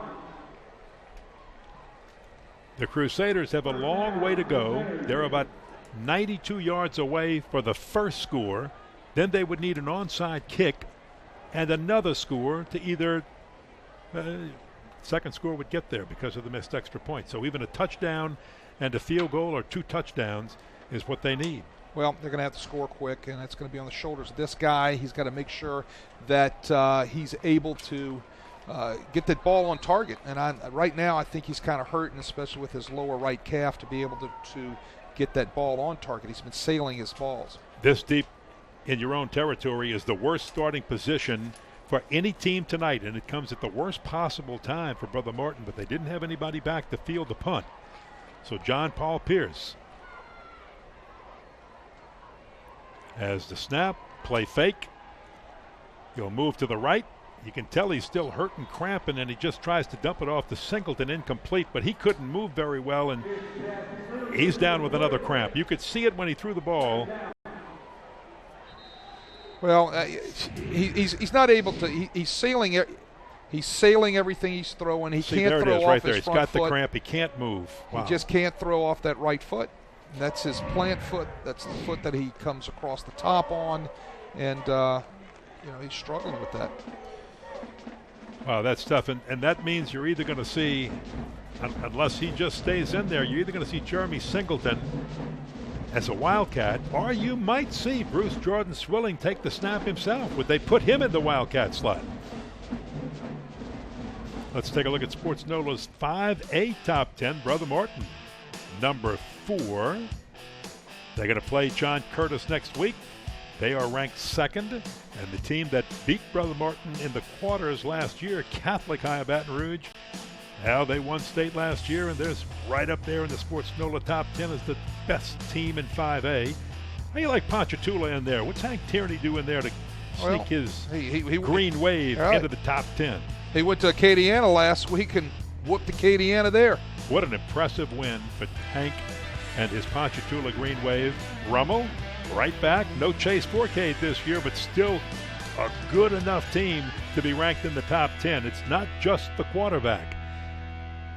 John Curtis was in Shreveport last week. They beat West Monroe in a big game. I think they call it the Battle on the Border up there in Shreveport. Mark Bonis is thinking right now, here goes my starting quarterback. My Wildcat quarterback, who's also a wide receiver and sometimes cornerback, Jeremy Singleton, has cramped up a number of times tonight. Do I put Jordan Swilling in the Wildcat slot? And the answer is no. Instead, you're coming in with Mark Gittleson, a senior backup quarterback, 5'10", 161. He's seen very limited action this year. He has gotten into a couple of ball games, and he's being asked to do a lot. Those eyes might be pretty wide. He has not thrown a pass this year. The lefty, a short one. They're going to look for Singleton to make things happen on his own. He breaks one tackle but goes down at the 29-yard line. Clock is running now. Brother Martin does not have a timeout remaining. The clock will stop while they move the chains after the 20-yard gain, but Brother Martin cannot stop the clock. They have no timeouts left. Remember, it's still a 2-score ball game, not a 1-score ball game. Screen to Singleton. That's all they can do right now, and Singleton's hit hard and dropped immediately by Sheldon Celestine. Nowhere to go. Sheldon Celestine comes up, snips out the screen, and puts a nice hit on Jeremy Singleton. 49, 48, clock ticking. Another look at it right here. He dumps the screen. Here comes Celestine. Boom, right there. Nice play. Great defensive effort. It's hard to rally your troops when your starting quarterback and your Wildcat quarterback have both been cramping up and neither can take snaps. There's the toss out to Bruce Jordan Swilling. Mark Gittleson in the game now at quarterback. He is the third quarterback used. Fourth if you want to count Jeremy Singleton as a Wildcat. Here comes 8 back into the game. John Paul Pierce coming back in. So